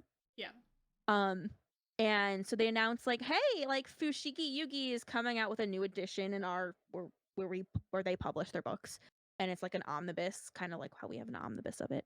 Mm-hmm. And and when they announced it, they announced the price, and there was a lot of outrage of it because they had other series like Slam Dunk and was it Haikyuu? It was another sports series, and maybe I'm going to use Slam Dunk because I know for sure one of them is Slam Dunk. Um, it had the same type of omnibus, same size, same print, same kind of color pages, everything. But it was like twice as much. So a lot of people were upset about that. Um, and so it caused because it kind of created the controversy of like, hey, like why are we charging more for shoujo if like versus like shonen and seinen? Right. And they did not have good responses to that. They were very much assholes about it. Now they have like gone in and corrected and apologized and like taken care of the situation. People still aren't really happy with like the execution of that, but that's if you want to read more up on it. I know that there's a lot of threads on Twitter who kind of summarize it as like news because there's not really a place to summarize it. Mm-hmm. That are very like keep it very not black and white. Like they don't go on a side. They have an open discussion about it Right. that are really nice to read. But it was very interesting because it was just funny that they're like, oh yeah, it was Fushigi Yugi of all the titles, and I'm like, Oh oh my wait, that's gosh. the one I'm reading right now. Oh, but but they're gonna reevaluate the price because, like, hey, it's not fair that you have the same edition of all these other stuff, but you're Mm-hmm. charging more for this one. But someone said it's because like the original single volumes were being sold for like the price of the other ones. But even then, like that doesn't make any sense. Like you're paying the same price for half of the content. Mm-hmm. That still is a problem. So, they're doing something about it, but I don't know. I can't follow it very well because of the language barrier. So all I Right. have is what has been translated. I just thought that was a very interesting discussion. I thought I'd bring it up since I'm talking about Fushigi Yugi, anyways. That's fair. I'm fine with talking about Fushigi because that was one of the very early anime that I had watched when I was younger, and I was like, Mm. And oh, I I love like that you series. want to say a lot, and so it's just Yeah, like there's so many of their series that I still haven't checked out. So I'm like I'm hitting them. Fushigi Yugi's been a big one, so I'm like okay, I'm finally gonna dive in. it was such a good series. So I got into that one around the same time I got into Escaflowne, which is kind of a similar concept Mhm. where Escaflowne, she's pulled into this alternate world, and she's the I forget the wording for it. The dragon, not like priestess, but like she's the. Oh, I'm gonna say dragon priestess because I guess that's the closest I can get to it. But oh god, that was such a good series. So I don't know. I'm excited for it. I look forward to more. It's I don't know. It's just nice to revisit it. I recently bought some volumes of it, so probably will continue to buy it. Now Mm-hmm. it's but I don't know. I'm just really excited about it. Yeah, Yeah. perfect. I God, speaking of that, so what are some anime or manga that's like really nostalgic to you? God, I've already You're talked about you're gonna bring them. up Kadocha. I mean, it is because my first, but I'm trying to think of ones that I haven't. Okay, here's one that's really nostalgic for me that I haven't talked about. I've talked about it briefly, but I haven't talked about a whole lot. Mm-hmm. Kare Kano. Okay. Um, also, um, Naruto is actually pretty nostalgic for me. Really? For someone who talks about Bleach a lot, I, Naruto I actually read first. Fair. But I Love Hina also is nostalgic for me too because these are all like what I had available at my library, so I was Yeah. able to kind of read them early on. So I remember Love Hina. I checked out volumes of it. I never understood what was going on. I just checked them out, like flipped through them, and I'm like, stuff happened. I don't understand. Right.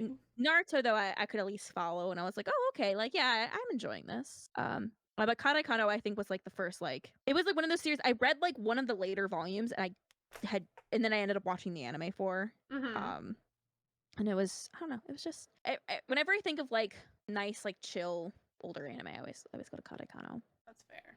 outside of Fruits Basket.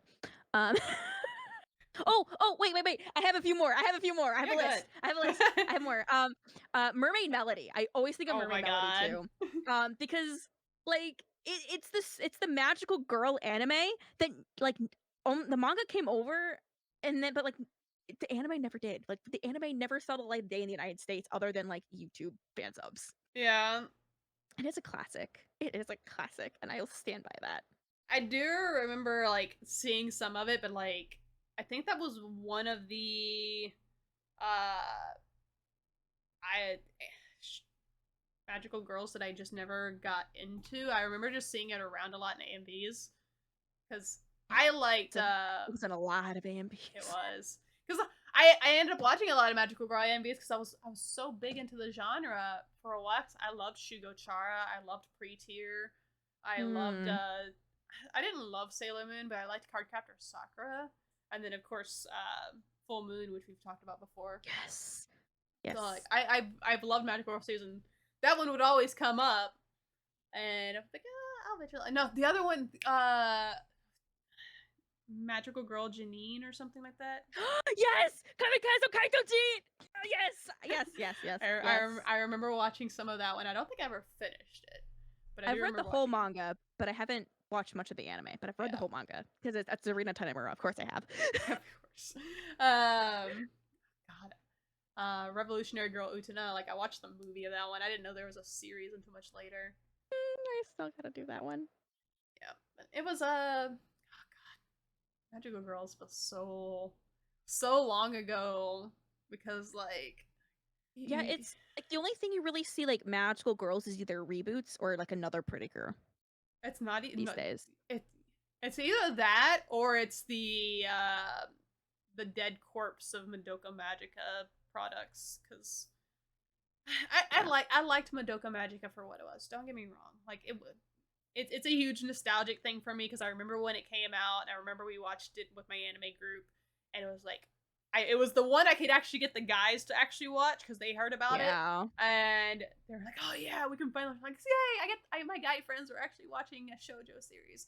And I was like, this is cool. I didn't realize how much it would destroy the magical girl genre after Yeah. that It though. really put the nail in the coffin on the genre. Like, can we have something like that for isekais, please? Please, thank you. I think people have tried, but I think then they liked it and it was like, oops, that didn't work. Yeah, because like we've had I watched Magical Girl Sight, which was I guess yes a Magical Girl series, but that is horror a horrifying anime. That was so traumatizing. Pretty decent, but fucking oh my god, can this girl get a fucking break, please? And then of course you had the High School Defense Force one, which was all the boys transforming. And then you had Magical Girl Ore, where she turned into a very masculine JoJo character.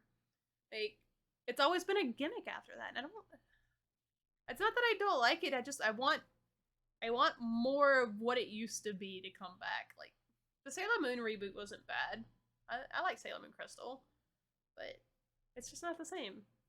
No, it's not. I think like the last series I kind of watched that was it wasn't a magical girl series, but it had magical girl vibes to it Mm-hmm. because it still had the like we're transforming and fighting evil kind of deal. Yeah. With like a transformation sequence. Was Saranzamai was like the last one that had that. Granted, it had that feeling in a very non magical girl sense, but it Oh still like boy. had that like I felt like I was watching a magical girl anime without watching a magical girl anime, if that made sense. Right.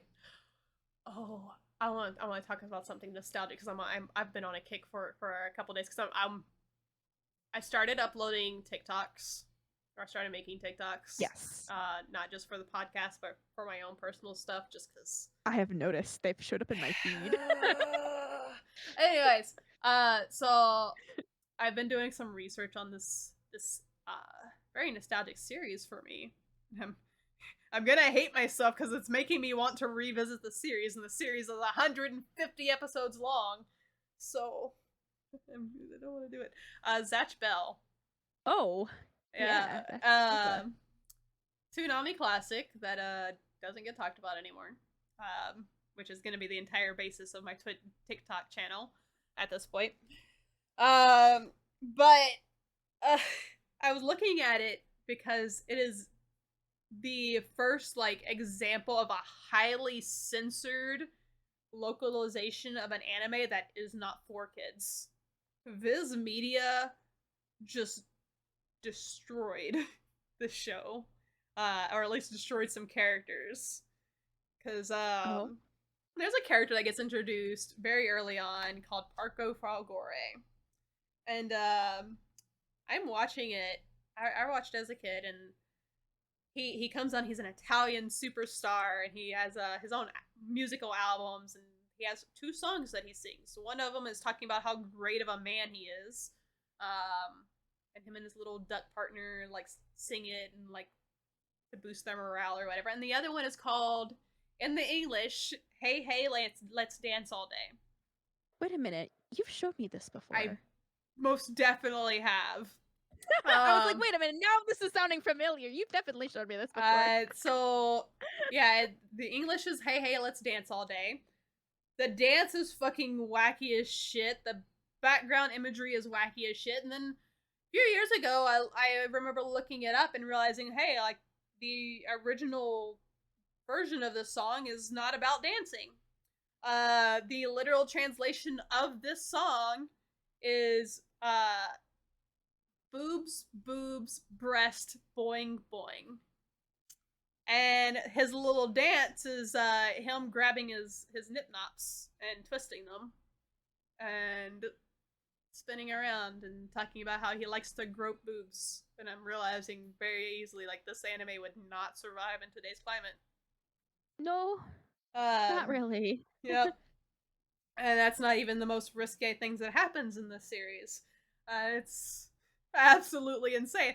But anyway, I was going down this rabbit hole because there's another character that's introduced that got introduced after the dub stopped because I guess the dub realized like we can't censor this series anymore. We're done. We can't do it. I want to look into the details of why they stopped. But I'm pretty sure that's it because there's a character that gets introduced. Her name is Big Boing, and she sings about her big boings. It, it's something for a series about fighting small children like Pokemon. It's on something. It really is. It is also the first anime where I ever heard the words cankles used to describe anyone. Cankles? Yeah. So I've never heard that word in my life. Cankles? So what the fuck is a cankle? It's when your calves and your ankles merge together and there's no definition, so it's just a cankle. But that's just where your ankle and your calves meet. There's not no separate part. It's either the ankle or it's the calf. It's one or the other.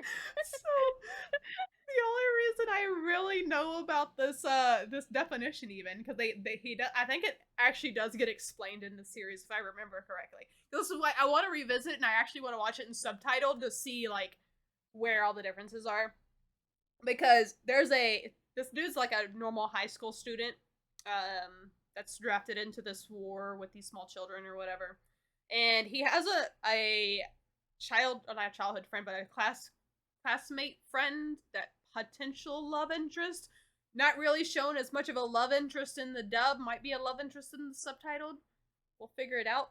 But she's talking to him on the roof and she has this like obsession with like drawing faces on citrus fruit and giving them names. And I think she's quirky. Yeah, I think she's like explaining it to him or something. And he's like looking at her with like this deadpan look, and he has an internal monologue just ignoring everything she's saying.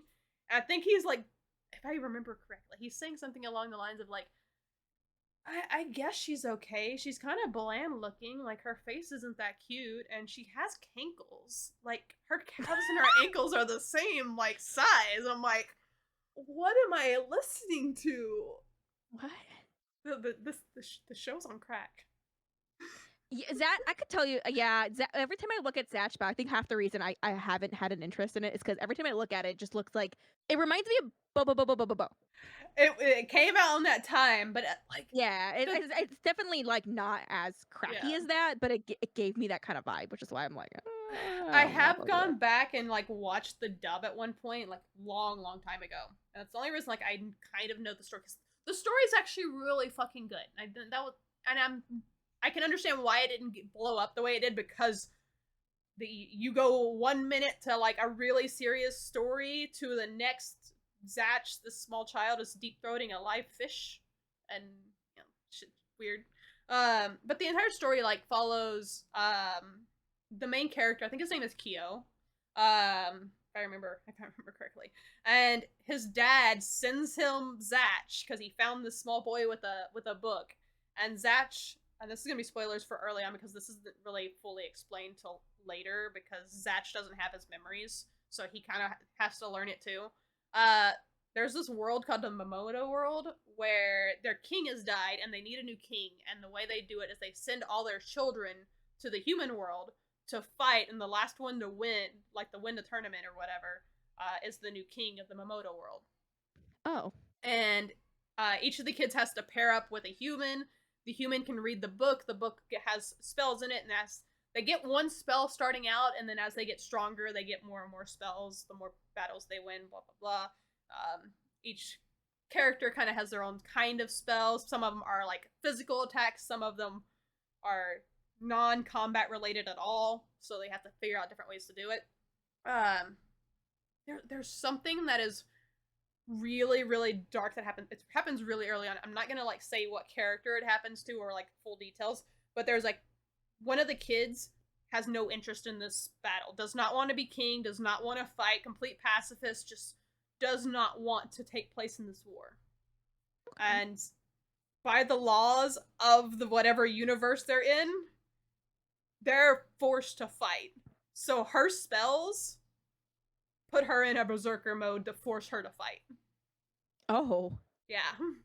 And that gets dealt with in it gets dealt with in a very serious manner, which is very contradictory to like the very joking manner that most of the series runs by. So when you get to moments like that, it's like holy shit, like it's a completely. That's when you know shit's getting real. Yeah, and I remember like as the series went on, at least for the dub, the series did get more and more serious because as more characters are introduced and their backstories are brought out, you see like okay, some people actually have a reason to fight and want to be king. Some people actually have a reason like why they're trying so hard. There's some that are actually completely fucking evil. And then you have Zatch, who has no memory of any of this, and he doesn't really want to, like, he doesn't want to be a king of a place he doesn't even remember, but at the same time, he doesn't like seeing people being taken advantage of and forced to fight in this war for reasons. So, like, that whole Berserker thing is a huge turning point for his character, where he's like, okay, I'll take part in this war only because, like, I don't want more people like her to suffer. And it's such a good series, and like you just gotta get past the groping of the boob song. Okay, so it kind of does almost kind of like what Reborn does, where it has like all of the like a lot. Okay, probably comedy throughout, but there's a lot of condensed comedy at the beginning. Yeah, where it like overtone like there's a big tonal shift towards the end. Is very what much so. Like. Okay, so that makes more sense. Yeah, because. And you know it's got to be good because I'm vouching for a series that involves small children. That is true. Granted, I have not watched this in the past like at least 8 years, and my tolerance for small children in anime has decreased. Definitely decreased. Yeah, it's decreased a lot. It has. So during some series we talk about, you're like, yeah, I can't watch that. I'm like, you've literally watched this old series before. Like, what? Yep. So yeah, your tolerance has gone down. There's stuff I've tried to go back to and rewatch, and I'm like, I can't do it anymore. I'm like, there's nope, we're done. So yeah, any chance of baby fever in my biology has like just died, I guess, and now I'm just a grumpy old woman. Get these kids off my lawn type person, I guess. I'm a very like I feel like I'm more of the does someone actually live there kind of like woo spooky apartment kind of person. Oh my lord. That's me. We'll be neighbors. We'll be neighbors. You'll be the one kicking off the lawn, and I'll be like the one who's someone actually live here. Oh my god. But yeah, no. So I've been on that kick, like digging into it, and it's an interesting concept. I mean, I feel like I'm probably gonna have to read the manga to get the full story because I don't think the anime covers it all. So I'm gonna try and power through the 150 episodes and then maybe pick up the manga after that cuts off. Because I don't remember if I've ever watched any of it in sub. Because I don't remember Big Boing being a character at all. I do vaguely remember her partner. So Big Boing is actually, like, she's the assistant to one of the other holders of a book in the war. Like, he's a magician of sorts, and I think his little kid doesn't really have good offensive ability, or they take a while to charge or something, from what I've seen of the clips. And to distract the enemies while he's able to so he can do the attack, he just makes her bounce her tits in front of them so they're distracted and then attacks them. Oh. I've seen a total of a 3-minute clip of a fight with them on YouTube, and that is the extent of my knowledge of them. So that is all the context I have gathered from that. Is he told her to do the big boing, and she just starts bouncing her tits, and then the kid attacks after, and then he tells her to stop bouncing her tits. It's fine. Like, okay. This is anime, guys. Yeah, that's definitely anime. God. I would love to see like that something like that try and pass today. Like it'd get canceled so hard. Oh yeah, I there's a lot of that. Like, you still see that stuff happen in anime, but I feel like it's not nearly as what it was back then. No, not at all. Ooh, I'm gonna send you a video after this though. So I want you to watch it because I'm fucking dying. But there are cosplayers that have recreated the "Hey Hey Let's Dance All Day" dance, Oh, and they're really bad. But there's one that did it like with extra flair that I found, and oh boy, I've been down a YouTube rabbit hole the past 3 days preparing for this episode, and I both love and hate it. I love that how I'm just like, yeah, I'm just gonna go with the flow because I know you're gonna have way more nostalgia than I am.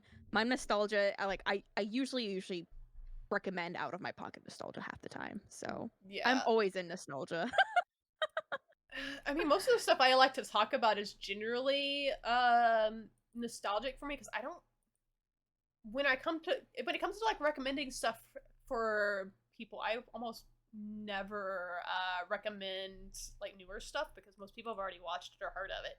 So it's generally like younger people asking like anime recommendations. I'm like, okay, I'm gonna give you something that's 10 years old or like 15 years old that's really nostalgic for me because like you've watched all the newer stuff. You know of what these are. If you aren't watching them, then you probably don't want to. Exactly. So, you got any other nostalgic points you want to bring up? Um, I think we went through everything pretty much. I think the only other thing I can think of is like a lot of the stores that I just remember shopping in for like anime goods is just they just aren't around anymore. Oh, Like that's for sure. Borders and while there's still FYE, there's not nearly as many of them. Yeah. And I don't really see very prominent bootleg stores anymore. You bring up FYE, but I remember Sam Goody, and I believe so. Sam Goody, FYE, and Suncoast were all kind of like under the same umbrella, if I remember correctly. I And I think so, yeah. I believe so. Sam Goody went under first, and that's where I used to get a lot of my anime. Suncoast was always like the super expensive of the three, but I would go there as Mhm. well. FYE, I think is the only one. Suncoast might still be around. I don't know. I haven't seen one in a while, but But I just remember like what for the 1 year that I lived in Michigan, mm-hmm. there was this one mall I liked going to because they had Borders in it. Yeah. So boom, they had FYE in it. They had Hot Topic, and they had a store that doesn't exist anymore called the China Capital Art Store. Which young weeb me didn't realize that everything in there was bootleg. Oh my god.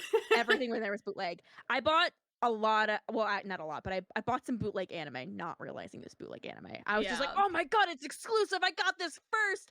Didn't realize it was bootleg at all. Right. Vampire Knight Guilty I have on bootleg because I didn't realize that it didn't click to me. I'm like, wow, this just came out. It's on DVD already. And then like a year later, they're like, oh yeah, we finally licensed Vampire Knight Guilty, and I'm like, oh, oh, that's a bootleg. Yup. I was an idiot. It's fine. See, there was so much on TV that I just remember watching. That, Oh like, yeah. it's a little sad because there's very few people I've been able to talk about like outside of Toonami, because most people, even my age, are just like, oh yeah, the Toonami was the only thing that had anime, and I'm like, Mm. no. And then some people are like, oh yeah, I remember when Sci-Fi had an anime block, and I'm like, okay, but do you remember when MTV2 did? Do you remember the Funimation channel? There was actually an anime network channel at one point. Yeah. And then, of course, locally for me, there was AZN, which was an all Asian network that had a bunch of anime I should not have been watching in my 14-year-old self. But, I heard about all those channels. My issue was that either the blocks had ended before I could watch them, mm-hmm. or there was no way for me to get access to that channel. Right. And I was like I was so mad because I heard about the Funimation channel, and I was like angry. I was so upset over the fact that I couldn't get the Funimation channel because I'm like, I would have had it on 24/7. I would have not left my basement. I only got Funimation channel because my dad wanted to have Dish because it had all the sports networks on it, and it just so happened to also have Funimation. So Yeah. DirecTV did not have the Funimation channel. yeah. So I got, that's how I found Kadocha. That was how I found Slayers. That was how I found Spiral, Negima. God. Like, yeah, those were, I think, the main four I watched on there. They would air other stuff on there, but it was stuff I'd already Yeah. watched, so I didn't really care. And Yeah. there was so many options, and people only focus on Adult Swim and Toonami. It's so frustrating because I think it's just those are the ones that have lasted the longest. it's not just that they And lasted the longest, but I feel like they were already watching Cartoon Network because they were kids. yeah, So it was exactly. already there. Like, kids weren't watching sci-fi and MTV2. So. Mhm. Oh, yeah, this might be a little past that, but do you remember when Naruto Shippuden was on Disney XD? Oh my god, yes. Wait. So, oh my god. There was a series, and this was on, I believe this was Disney XD. I might be wrong. It might have been a Cartoon Network, but I'm pretty sure it was Disney XD because nobody else fucking remembers it. And the only reason people won't remember it if it wasn't Cartoon Network. There was a anime, and the English title was Shinzo. But the Japanese title for the show is called Mushrambo, which I don't know why they changed it because they kept the word Mushrambo throughout the series in the dub. But it was like a girl gets put into like a cryo sleep and she's woken up in like future Earth, Terra world, whatever. And she's like the last human alive, and she gets found by these wandering Terrans or whatever, and they have magical powers and they can transform and stuff, and they fight. But the three that end up finding her, apparently they can merge together and become Mushrambo, who's like a legendary hero or something. It was really fucking good, and I don't know anybody else. It was on Jetix. It was on Jetix. Okay. Yeah. That's Disney though, right? Jetix was like no, it wasn't Disney. It was like okay, it was owned by Disney, Okay. but it wasn't aired on like it was weird because it was Disney, but it was actually like it started on Disney and then it was quickly moved to Fox. Okay. So it was like Jetix was a really weird thing because I remember always seeing Jetix and I watched a few things on Jetix. I don't know how. I avoided all the anime. I don't know how I did that, but I did. I definitely remember the Jetix box. I just can't remember what channel I watched it on. Yeah, it was really weird. It definitely moved around. Yeah. So. I mean, Cartoon Network also had it replaced the Toonami block, but it was like the girl in the underwater world thing. It was like, I think it started with like an M or something. No, I know what you're talking about because that was like yeah, because I remember when the block ended and the block revived. Yeah. Hold on. Miguzi was it? Yeah, it replaced Toonami, and they had like a. Oh man, that was when Code Lyoko was a thing. Yeah, I remember that. Yep. Wings Club. Oh, Zatch Bell was on there. Static Shock. Magus XLR. Naruto, One Piece. One Piece was. I guess yeah, that makes sense. That's where Rave everywhere. That's where Rave Master was. So, oh, Yu-Gi-Oh! And Yu-Gi-Oh! GX, Shaolin Showdown. Oh man. Yeah, there was a lot, and yep. Oh, this was the block that took all of the 4Kids stuff because this is also it has all the Pokemon on it. So I guess they just took over all the 4Kids franchises around the time this became a thing. Yeah, which is a good thing, I think. So yeah, as much as I like it was like it was like the past version of a license rescue. Yeah. Sadly, not everything got licensed and rescued. Yeah, I know. Tokyo Mew Mew. Yeah. More for me, Cardcaptor. Well, so Cardcaptor Sakura, Tokyo Mew Mew and Cardcaptor Sakura eventually got their due diligence, but like it took them decades for that. Because yeah, Cardcaptor Sakura getting dropped because oh my god, witchcraft. They use cards. Bullshit. Still waiting on finishing a clear card anime. Please give me more Cardcaptor Sakura. It's rumored to be getting more stuff, I thought. Yeah, it's in the lineup, but it doesn't have any release date, and it hasn't for almost a year now. So It's okay. I'm still waiting Oh. for an anime movie that was announced over 10 years ago that I'm pretty sure is probably a canceled project. Also, I'm about to date this podcast episode, but the trailer for the live action One Piece series just got released. Like I saw that, but I didn't see any like actual trailer. I saw people talking about it, but not the actual trailer. I see the actual trailer. Oh shit! Yep. Da. It dropped 2 hours ago. The series will be released on August 31st on Netflix. So. Oh, okay, okay. Well, when we're done with this podcast, I'm definitely gonna Yeah. watch the trailer real quick. Yeah, same. Which, unless you have any final notes, we can end this here. I don't have any final notes. All right. Well, I've been Cyan. You can find me on Cyan Kincaid on Twitch and Cyan Aniki on Twitter. And with me today was Shio, where you can find her. Yeah, you can find me at Lady Shio on Twitch. On Twitch, you could. I'm sorry, Lady Shio on Twitter and Shurin's on Twitch and Shuri Suramiya on YouTube. And, Not that I post YouTube videos, but you know. Yeah, and if you want to stay up to date with any of our podcast news, go ahead and check out our Twitter at RiceCon Podcast. RiceCon Podcast? RiceCon Podcast. Okay. Yeah. I had it up and then I saw the One Piece thing and I closed it. For our Twitter updates. Also follow our TikTok where we'll do edited clips. And comment on them too. Let us know what you think. Yeah. Oh yeah. You're gonna assume we're right about everything unless you comment. Oh no, I'll assume I'm right about anything regardless if you comment. So. But yeah, feel free to leave a comment anyway on YouTube, on podcast, on Spotify. Like, comment, subscribe, share. Like, number one way podcasts get found is generally through word of mouth. So go ahead and share us with your friends. Help us out, get us some views, and who knows? Maybe we'll set up we need to set up like a subscriber goal at some point. We'll set up a subscriber goal for YouTube for Shio to finally watch her recommended anime for us to do an episode on. Okay. Okay. We have a few days after Anime Expo together. We can make something work. Yeah, speaking of, if you're watching this episode as it airs, we are at Anime Expo right now, so... Yeah, come find us and say hi, or maybe not find us, depending on what we're doing. I mean, it's the last day of Anime Expo, so if you want to find us, hurry the fuck up. Yeah, hurry up. We gonna... Yep. But be busy. Yeah. Y'all have a wonderful time. If y'all are at Anime Expo, have fun. If y'all aren't, look forward to the stories afterwards. Yeah, make sure you shower and stay hydrated. Please shower. Oh my god.